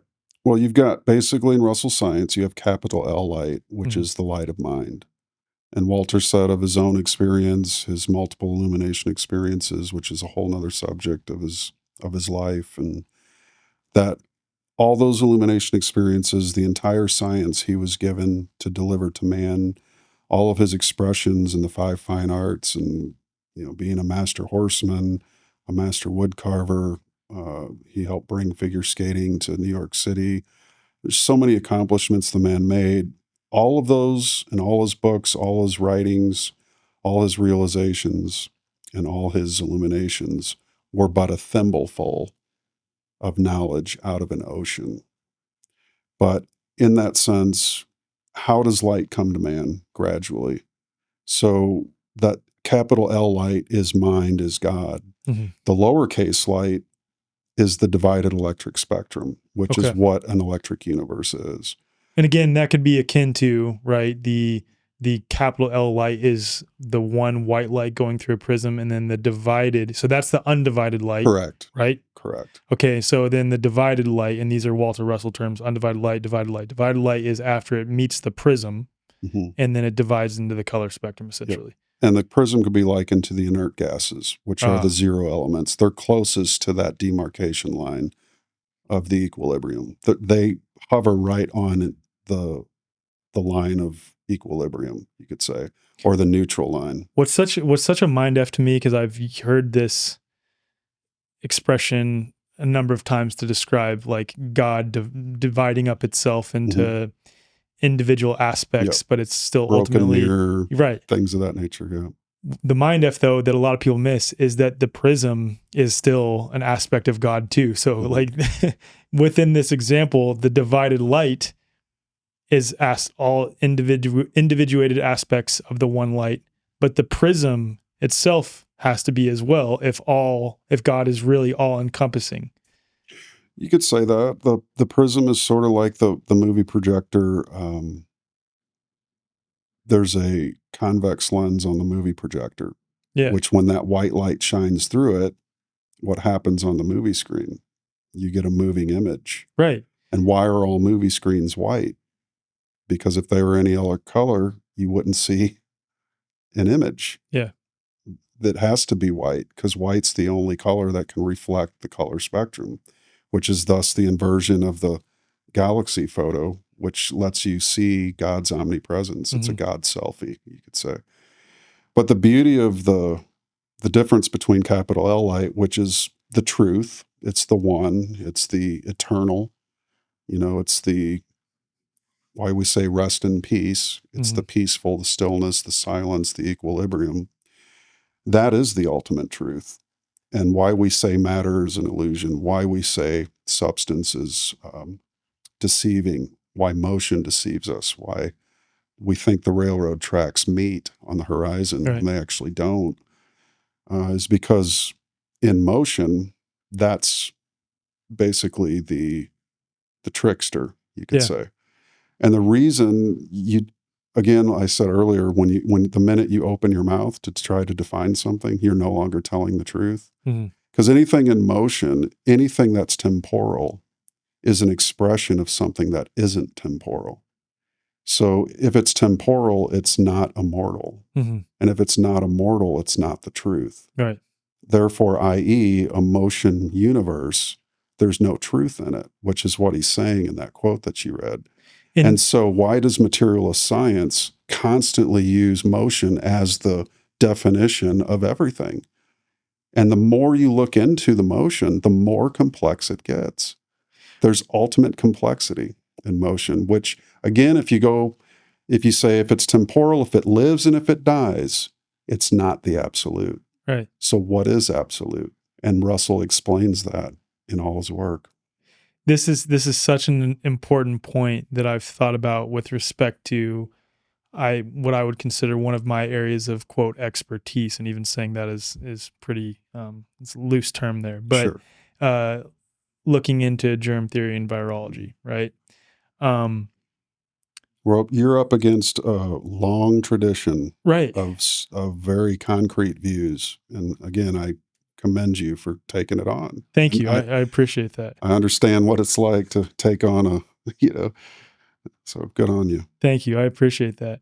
And the reason I bring that up is because when we're looking at employing the scientific method to determine the cause of an observed natural phenomenon, I've talked with Jordan Grant. I've talked with others off camera, Jordan Grant during episode 96 of this podcast, about the futility in employing the scientific method at all. Because modern science claims to be scientific, but their own definition of science is, of pseudoscience is anything claiming to be scientific that doesn't employ a scientific method. Mm-hmm. Overwhelmingly, they don't employ the scientific method. Right. But even if they did employ the scientific method, you cannot truly control for all the factors that are at play that lead to an effect, which could lead one to say we're never going to be able to really determine the true cause of any effect. And that's the whole point that Walter Russell's getting at, is because we're looking in the wrong place. Yeah. We're never going to be able to find the actual cause of an effect by looking in matter, temporal matter in motion that is perpetually in motion, because the one true cause is the universal mind itself of all of these effects. Yeah. It's like trying to define love with a bathroom scale. Yeah. You weigh 200 pounds, therefore you have 2% love. It's quantification and over quality. Yeah. Love is a quality of the mind, just like beauty, just like silence, just like stillness. Beethoven said, God wasn't in the notes, he's in the silence between the notes. For every 30 frames on a strip of film at the movie theater, the IMAX theater, there's a black gap between each of those frames, which represents the creator. So you have to have stillness to have motion. You have to have silence in order to have sound. So why do they continually try to explain one effect with another effect? And eventually you come away with a science that's so ultimately complex that only mathematicians who go to college and study this stuff for 30 years are even allowed to approach the subject. Right. And everybody else, you're just shit out of luck because you all didn't study, the kind of math that we do. I call it mythematics. They still have a quandary between quantum mechanics and Einstein's relativity that can't marry. And they're trying everything desperately to marry all these effects of their senses with the correlations in math. I mean, I could write a math formula that will predict exactly when the neighbor's dog's gonna use the restroom outside, right? And it'll be correct, but the dog might be a half hour late. Right. But the math is right. You can write a math formula for anything. Well, math is a language. It's a language that can be used to describe something that is real and observable, and also be used to describe something that is totally bogus and theoretical and has never been proven to be a thing at all. And that's why Lewis Carroll wrote Alice in Wonderland, which was actually a scathing rebuke of the theoretical math coming out at that time.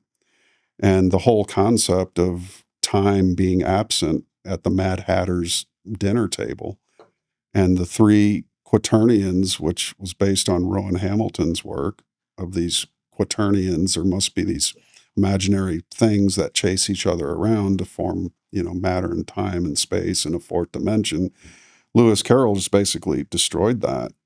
He called it Wonderland because it was madness. They had deviated away from the Euclidean conservative view of math using flat surfaces and things of that nature to include, in other words, length, breadth, and width, to include this hypothetical, mathematical concept of time. Mm-hmm. But nothing, as Gerard Hickson pointed out in King's Dethroned, that Einstein's relativity is wrong to assume that time is a fourth aspect of matter, because it's not. Mm-hmm. And they're not independent quantities. He also asserted that Einstein said that these four quantities, length, breadth, width, and time, were independent of each other. But every body in existence has length, breadth, and width. And what does it not have? Time. It's a theoretical concept, again, and Lewis Carroll just destroyed that. Charles Dodgson was his actual name, but Lewis Carroll was his pen name. And Alice in Wonderland was a scathing rebuke of abstract algebra and basically these mathematical concepts that led to this idea of a fourth dimension. That's what I was just about to lead to, is exploded. Like your dimensional madness yeah, thing. Yeah. Could you just like briefly describe as best you can why this idea that there are multiple dimensions, and even talking about like multiverses and things like this? Because that also, I'm not saying I'm correct, but that also never has sat well with me at all. Right. Well, it's all theoretical. Yeah. They even admit, the people that promote these ideas of string theory and even like the idea, I've watched this show recently that I will say I did like, that's called Dark Matter, and I was based on a friend's recommendation. And the whole premise is there's this box that it represents a superposition where you can go back and then go enter any point in time where you made a decision, and there are infinite versions of you that split off based off that decision that exist in other dimensions simultaneous to this dimension, et cetera, et cetera. And it all sounds really cool. And that's what Carroll called the rabbit hole. Right. And if you go down that, you're going to find the Mad Hatter. You're going to find time is missing from the table. Yeah. And it's stuck at 6 o'clock. You're going to find all this crazy, bizarre weirdness. And, he followed this idea of the fourth dimension to its logical conclusion, which was utter madness. Right. And when you say utter madness, it's not that you're quite literally finding an utter madness version of you in another dimension. You're saying that the idea that there are other dimensions is total madness. The belief in effects as being causal and searching in the effects of motion for the cause of motion is like looking for hay in a haystack. Yeah. You're going to find it everywhere, but you're not going to ever be able to say how it got there or why. Because they left consciousness at the door. Mm-hmm.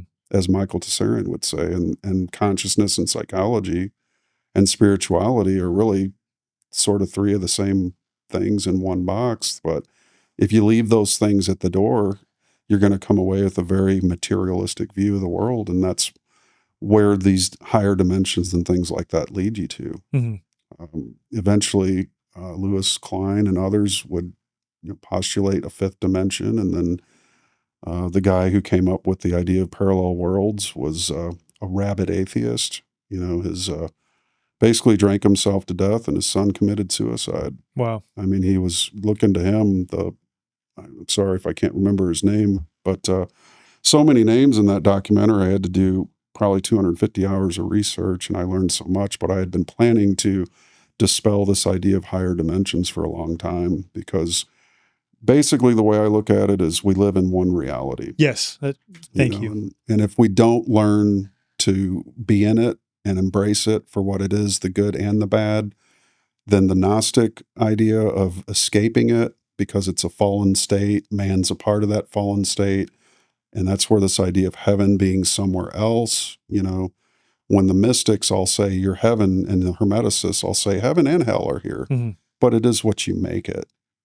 And then Russell comes along and says that, well, it is what you make it, but there's two states. There's the organic and then the rest state, which is when the temporal body dies, your spirit literally becomes at rest and stillness, until which time your desire to express that life divides into a new body and takes up the experience from where you left off.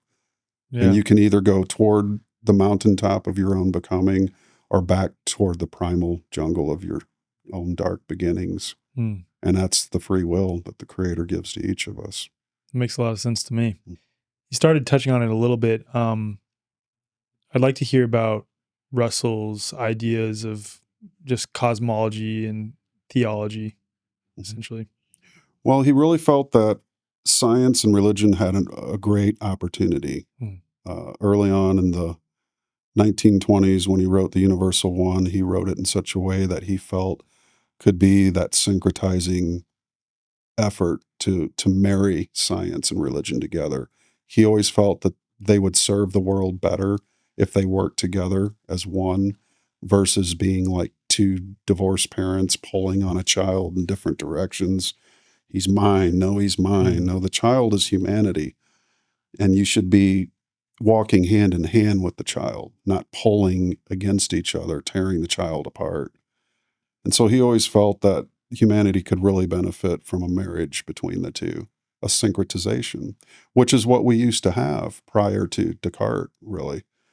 You know, there came this very heavy focus on matter and less focus on spirit. You had the break of idealism with Fichte and others who, you know, wanted to go, even Kant to a degree, uh, didn't completely throw God out. He kept room for it. He felt that that should still be considered in the approach to figuring out what is, you know, all this, what are the great answers to these great questions if we don't include the spiritual aspect of man. And so as you begin to start with idealism and the German idealists, the Schellings, and, you know, then you've got Freud and Carl Jung, who's of course Swiss, but that region, that line of thought extended into psychology. And then ultimately, when you sort of got into the modern age, it just eventually filtered spirit completely out. Mm. And interestingly, the very word spirit and psychology are very close to one another, you could say. Psychology, literally broken down, psyche is mind or soul, and ology being the study of. You know, and Wow. what is not spirituality if not a study of one's own soul or mind and how it works and how it relates to a physical body. And so Jung tried to say that, you know, archetypes were sort of can take the place of demons and angels because we could look at these as either miasms or egregores or, you know, aspects of a mental state of man. You combine that with a Russell who says that all actions and all possible mental projections are all stored in the inert gases, aka the Akashic records or substance are the inert gases. You know, that we sort of have this unifying way of looking at psychology, spirituality, and matter. You know, because matter is very important. We have these bodies. What are they for? Most religions would say that the point of existence is to manifest your creator. That's the ultimate existence, to create like God creates. And if you look at the world and the state of it today and how so many people look into their phones instead of looking into themselves, you know, what a different world we would have if those phones were paintbrushes and pens, and, you know, if more people were composers of music. And because all the arts, the fine arts, are all suffering.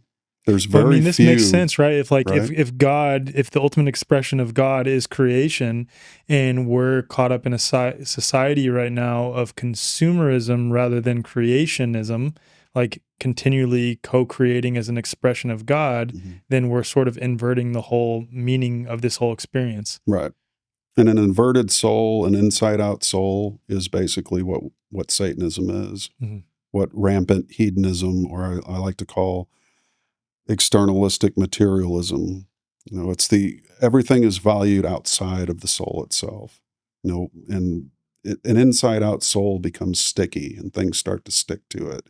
Possessions, you know, the want for flesh, the desire of the hedonist is one of fulfilling that animal instincts versus the higher, you know, inspirations, which are, again, the journey toward the mountaintop of self-becoming versus gaining the world and losing your soul in the process. What did Walter actually say about cosmology, though? What were some of his like main tenets? He felt they were going in the wrong direction. Mhm. You know, thus he wrote the Universal One with the sense of I can marry science and religion together and they can work together. He said they basically scoffed at the book, uh, laughed at it, and threw it in the wastebasket. He printed 1,000 copies, 300 went to prominent universities, and 700 went to prominent scientists around the world. Tesla was one. Tesla was one of the only ones to actually respond to him and say, you should lock this in a sepulcher for 1,000 years because mankind isn't ready. Of course, I'm glad it got reprinted, and it is considered as magnum opus by a lot of researchers who look into the man's work. And you know, um, I would say he was hopeful that he could contribute to the learning process and Mhm. man's conscious upgrade by embracing these things. He had always hoped it would have been more embraced. He did predict heavy water. He predicted tritium and deuterium. He predicted urium and uridium, which eventually were renamed neptunium and plutonium. He was never given credit for that. Others took his work and his predictions. He spoke at Westinghouse to many scientists. He spoke at universities in the 30s, early 30s, where he talked about heavy water and its existence and how they could find it, and others took credit for it. When I was president of the university in the archives, we have letters where he petitioned the Nobel Prize Committee for posthumous recognition for his discoveries. He never got it. Mm. So he always felt slighted by that, but Yeah. he didn't really care from a personal level. He's glad somebody was discovering these things and putting it out there. But I also felt that, at least from my research of him and intimate discourse through the archives, that he felt some responsibility for giving the secrets of the atom of plutonium and uranium to mankind when he wasn't ready for it. Mm. And that's why he wrote Atomic Suicide, as a Uh, way of saying, don't dig up these dead metals, death metal, right? wow. And light it on fire, because it's in such a state of decay that it serves a purpose deep in the ground to create humus that causes life to grow in the farmer's field. You don't want to dig a corpse up and put it on your kitchen table at dinner time. It's not Interesting. going to be pleasant, and its health effects aren't going to be good. And so the human body and the carbon octave is in the sweet spot. That's why we have life on Earth, human organic life. And there's no life on Uranus or Pluto that we know of, at least not in the form of this organic suit. But so to bring that kind of an environment to the surface of the Earth and to set off bombs in the atmosphere, all radioactivity in terms of nuclear bombs is likely all dirty bombs for the most part.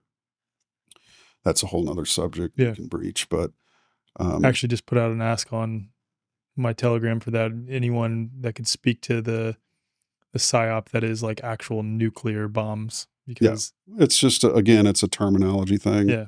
I think if you pack enough TNT around a core of pure, um, uh, what's the term for purifying a uranium, for Mhm. instance, or a purified core of uranium or plutonium, you pack enough TNT around that and you explode it, you will create an implosion that will cause a very Massive large, damage. yeah. Yeah.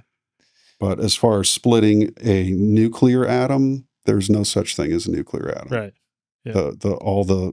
If you look at the atomic photos, there's really great resource here is Edwin Mueller's electron microscopy, written in the 50s, were the first electron microscopy photos of tungsten atoms and other atoms, and they all show a hollow nucleus. Mm. And it's in the actual film that I did on the proof of concept by Walter Russell.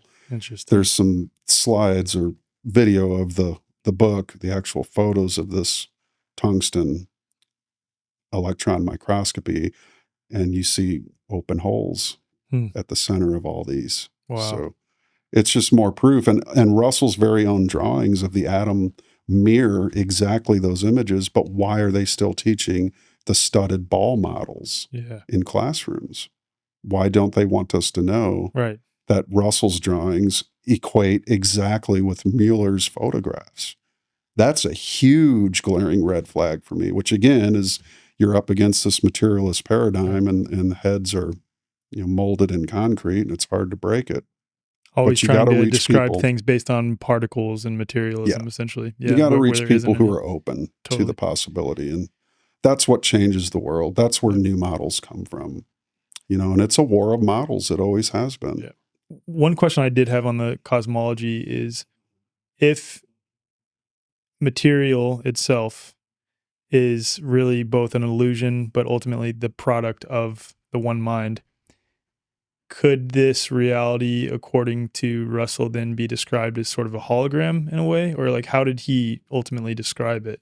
We talked about this just a couple days ago. I was on with Adam and Josh Bigelson and Anna and a few other folks, Dave Parker, Ira, and we had this conversation about holographic nature of disease. How does the blood show us where injuries are and Yeah. broken bones or ruptured spleen or this or that? And I think that there is some definite value to the idea of holographism because again, if see Russell's science is so new and so little understood, and I only understand maybe 1% of the Mhm. man's work.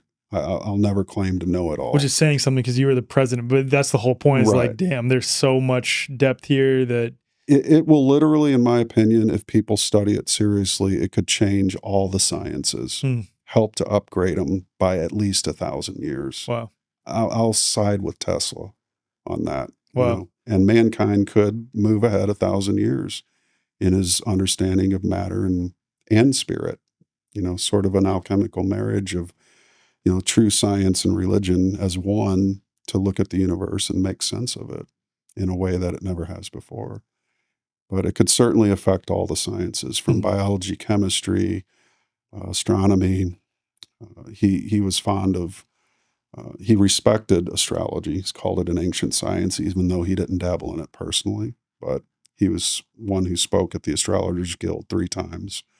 Wondered why they liked him, but I guess everybody has an interest in knowing what they're in to a better degree. And it could just be something I think would really help science and religion to advance and mature, Yeah, become more mature, you could right. say. Because we're like the human race I liken to a 13-year-old with a loaded gun.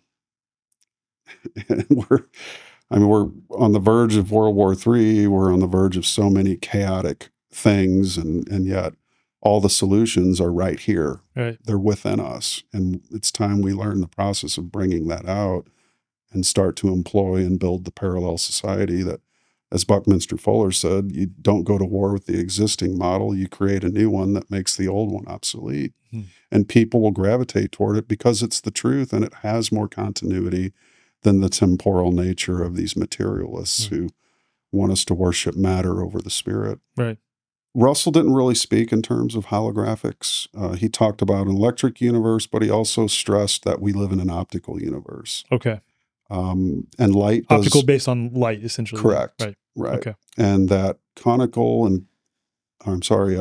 and concave lenses in between these waves and in between the cubic wave fields compress or expand light, Mhm. and so he did look at the universe as optical. It could also be a good question to follow up with: is it holographic? Is it fractal? Yeah. It's kind of the same thing.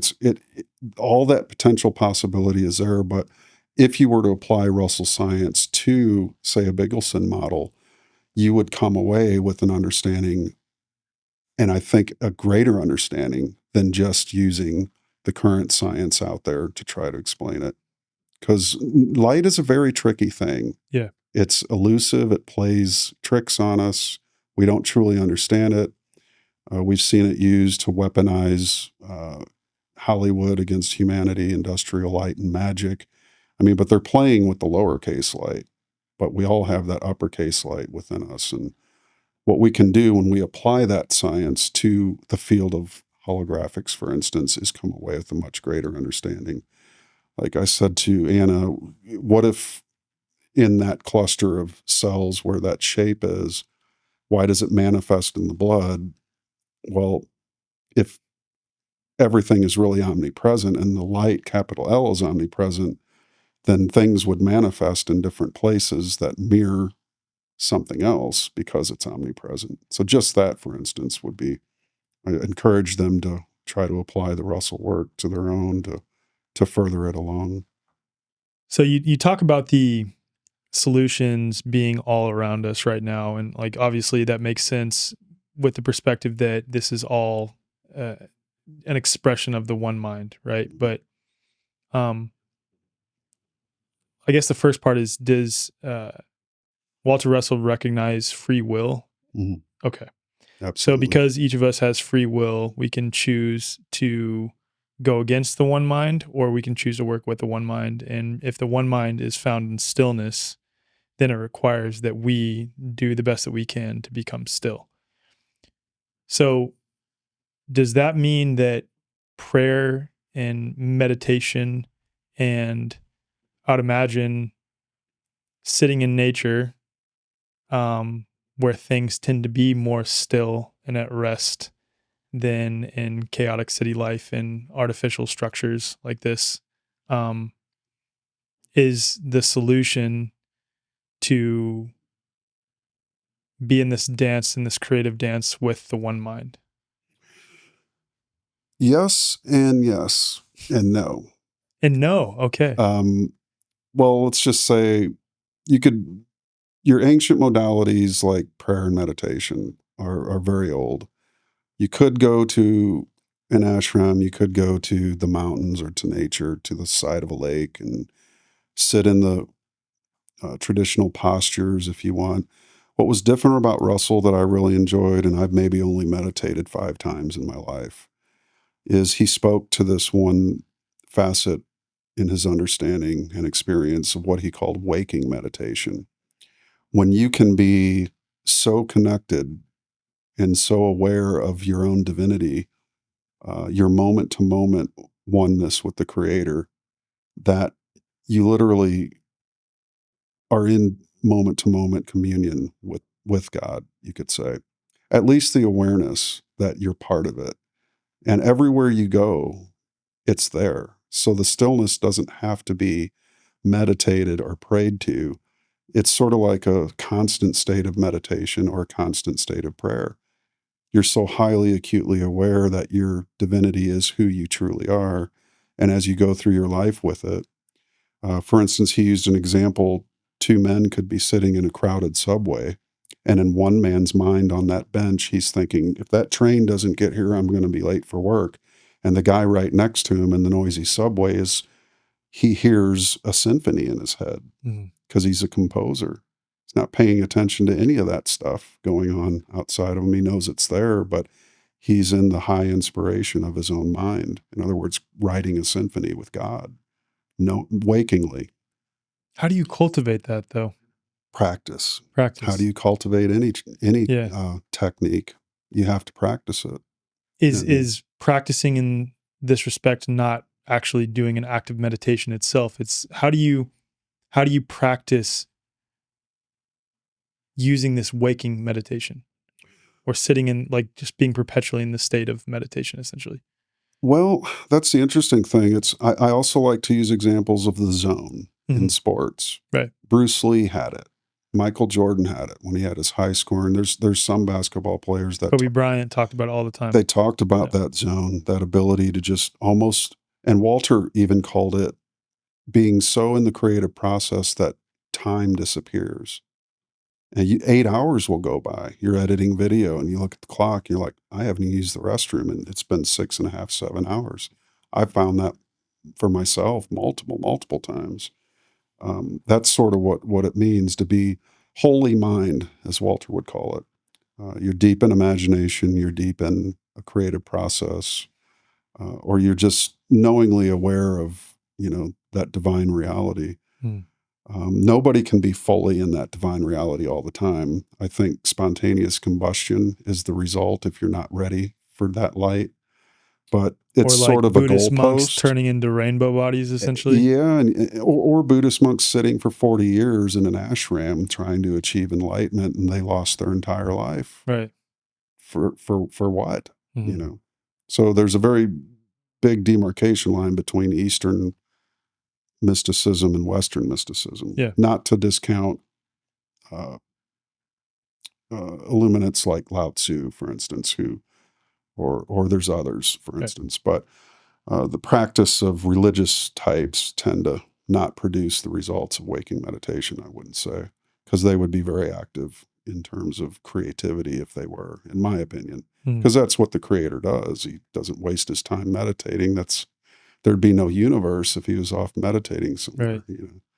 But creation is the process, the end result of desire, and working knowingly with God is sort of the way to, I would say, noticing synchronicities. When you're really working knowingly with God and you're working moment to moment, you have a moment to moment relationship with the creator, the synchronicities will increase Perfect in example the of this same way. is So the more synchronicity you start to notice in your life, the more you're achieving waking I meditation. was going to give an example. My wife Kylie, before finding out she was pregnant with our third, kept on seeing feathers on the ground, and Mhm. just before this podcast, she sent me another feather that she found on the ground. She's finding them everywhere in There you this go. sort of synchronistic fashion, finding Right. feathers everywhere. So then to cultivate this ability to be in a state of waking meditation, is it just aligning with the creative process and doing what you love? Is that simply the solution? It's part of it, but Okay. as Lao Russell would say, there's no task beneath a thoroughbred. If you got to scrub the floor or clean the toilet, do it like a thoroughbred would. Mhm. Embrace every responsibility you have with your utmost ability. Don't sweep dust under the rug. Clean it up all the way. Do your best in every situation. These are the things that cultivate divinity. Ask yourself, what would God do? What would Jesus do? What would Buddha do? Whatever your religious persuasion, there's ways you can improve yourself with your role model as a guide, for instance, or just working knowingly with God directly. It's a practice. Sort of for me, I had to fake it till I made it. Yeah. I said, look, I'm just not going to. On March 4th, 2009 is the day I went and sinned no more, you could say.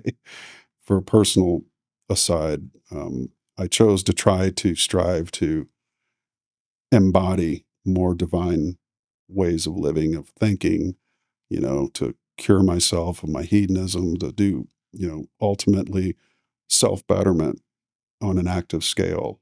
And the more I did it, the more, at first, I'm like, this is ridiculous.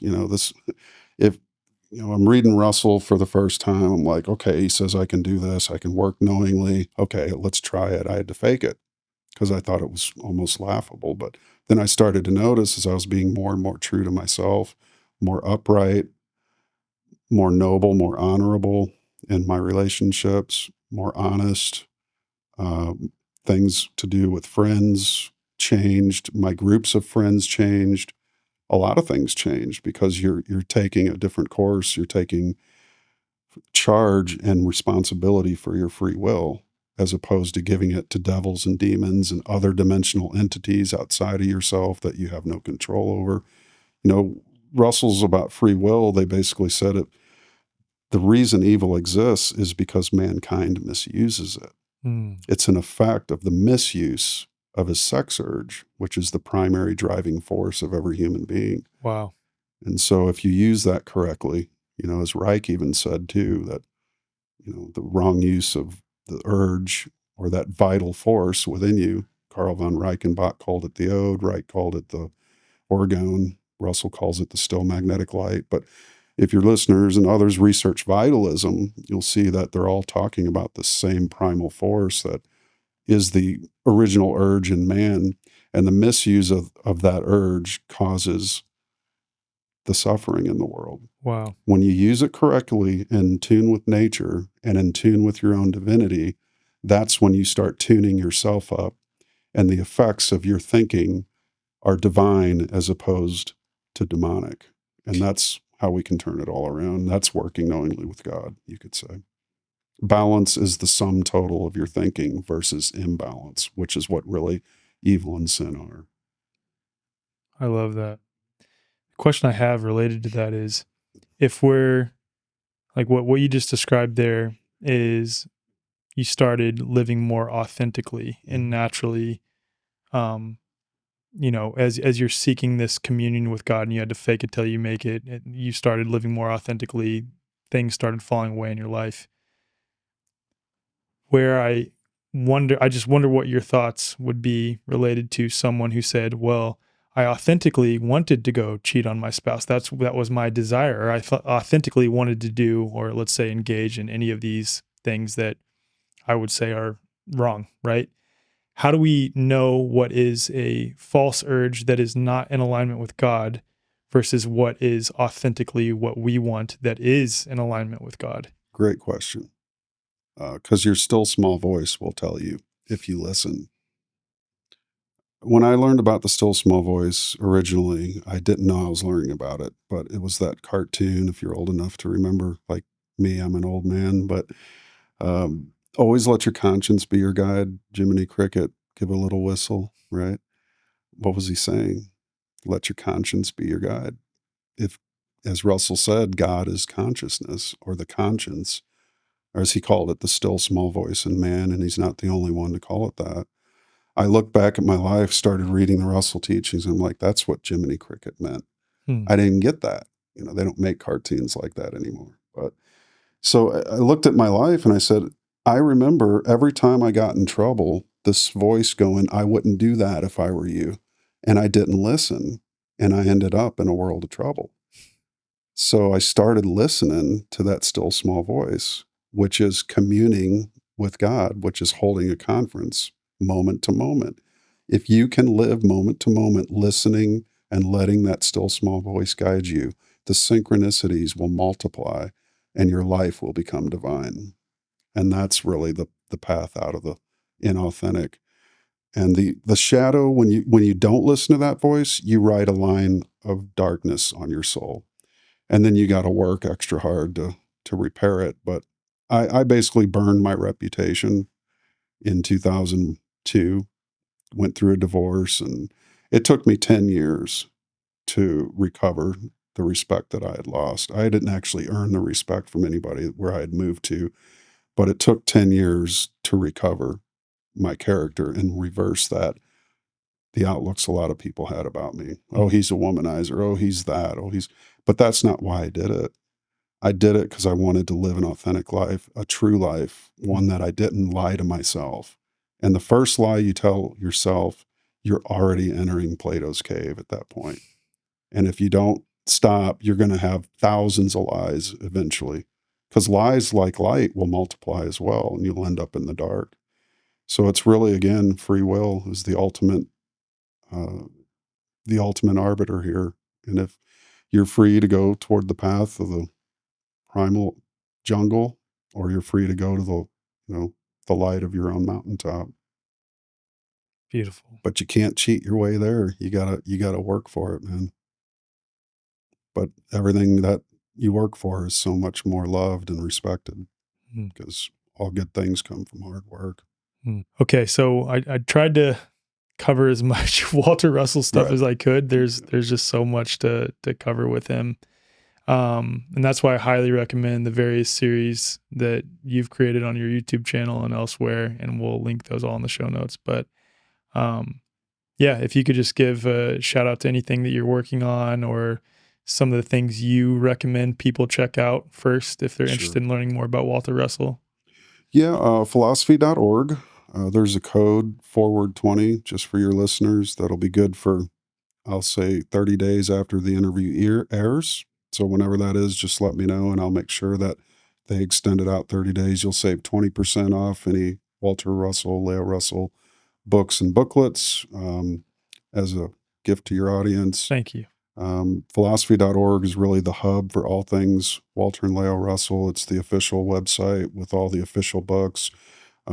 Careful ordering books from Amazon. You might be getting cheap Indian copies with paperback that, aren't that well done, or copied, just not the best quality, but the university assures the best quality out there. And you're also helping support his foundation and her foundation so that posterity can enjoy the artwork and everything. There's huge bills for the museum to run each month, but we want to make sure that you support the right people and keep that legacy alive.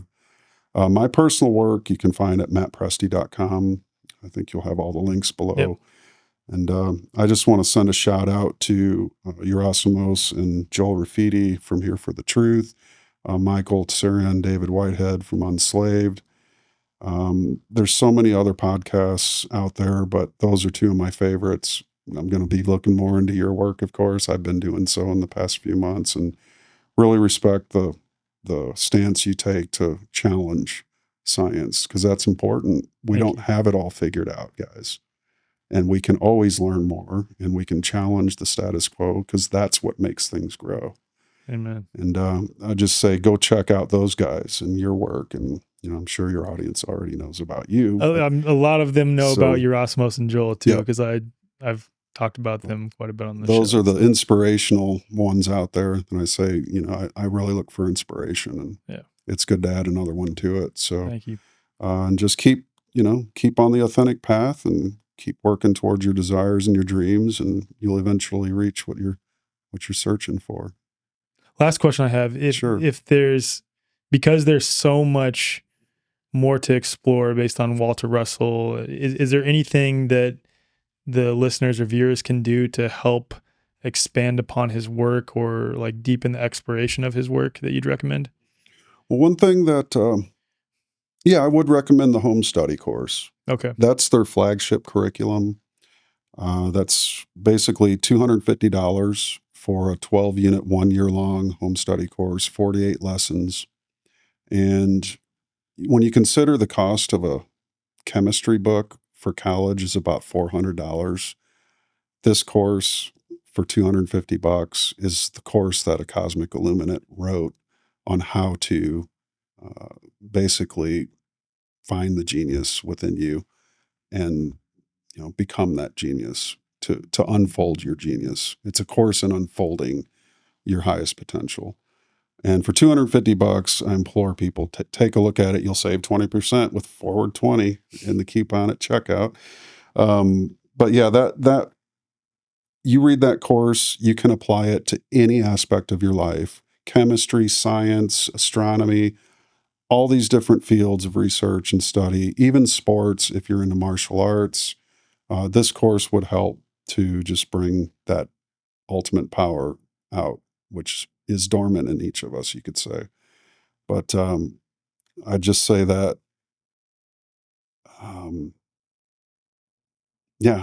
that would be my recommendation. Cool. It's what a lot of people, when I was president, I got probably over 2,000 calls in that 7 years. And many, many, many of them were former academicians, went to university. And one thing they said that was all very similar in two veins was, how come I've never heard of this man?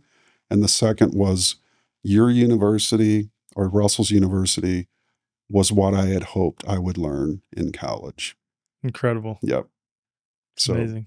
There's a lot of academicians who have come to Russell's work and gone on to make very creative and original and authentic discoveries in their own fields, respectively. Amazing. Yep. It's amazing.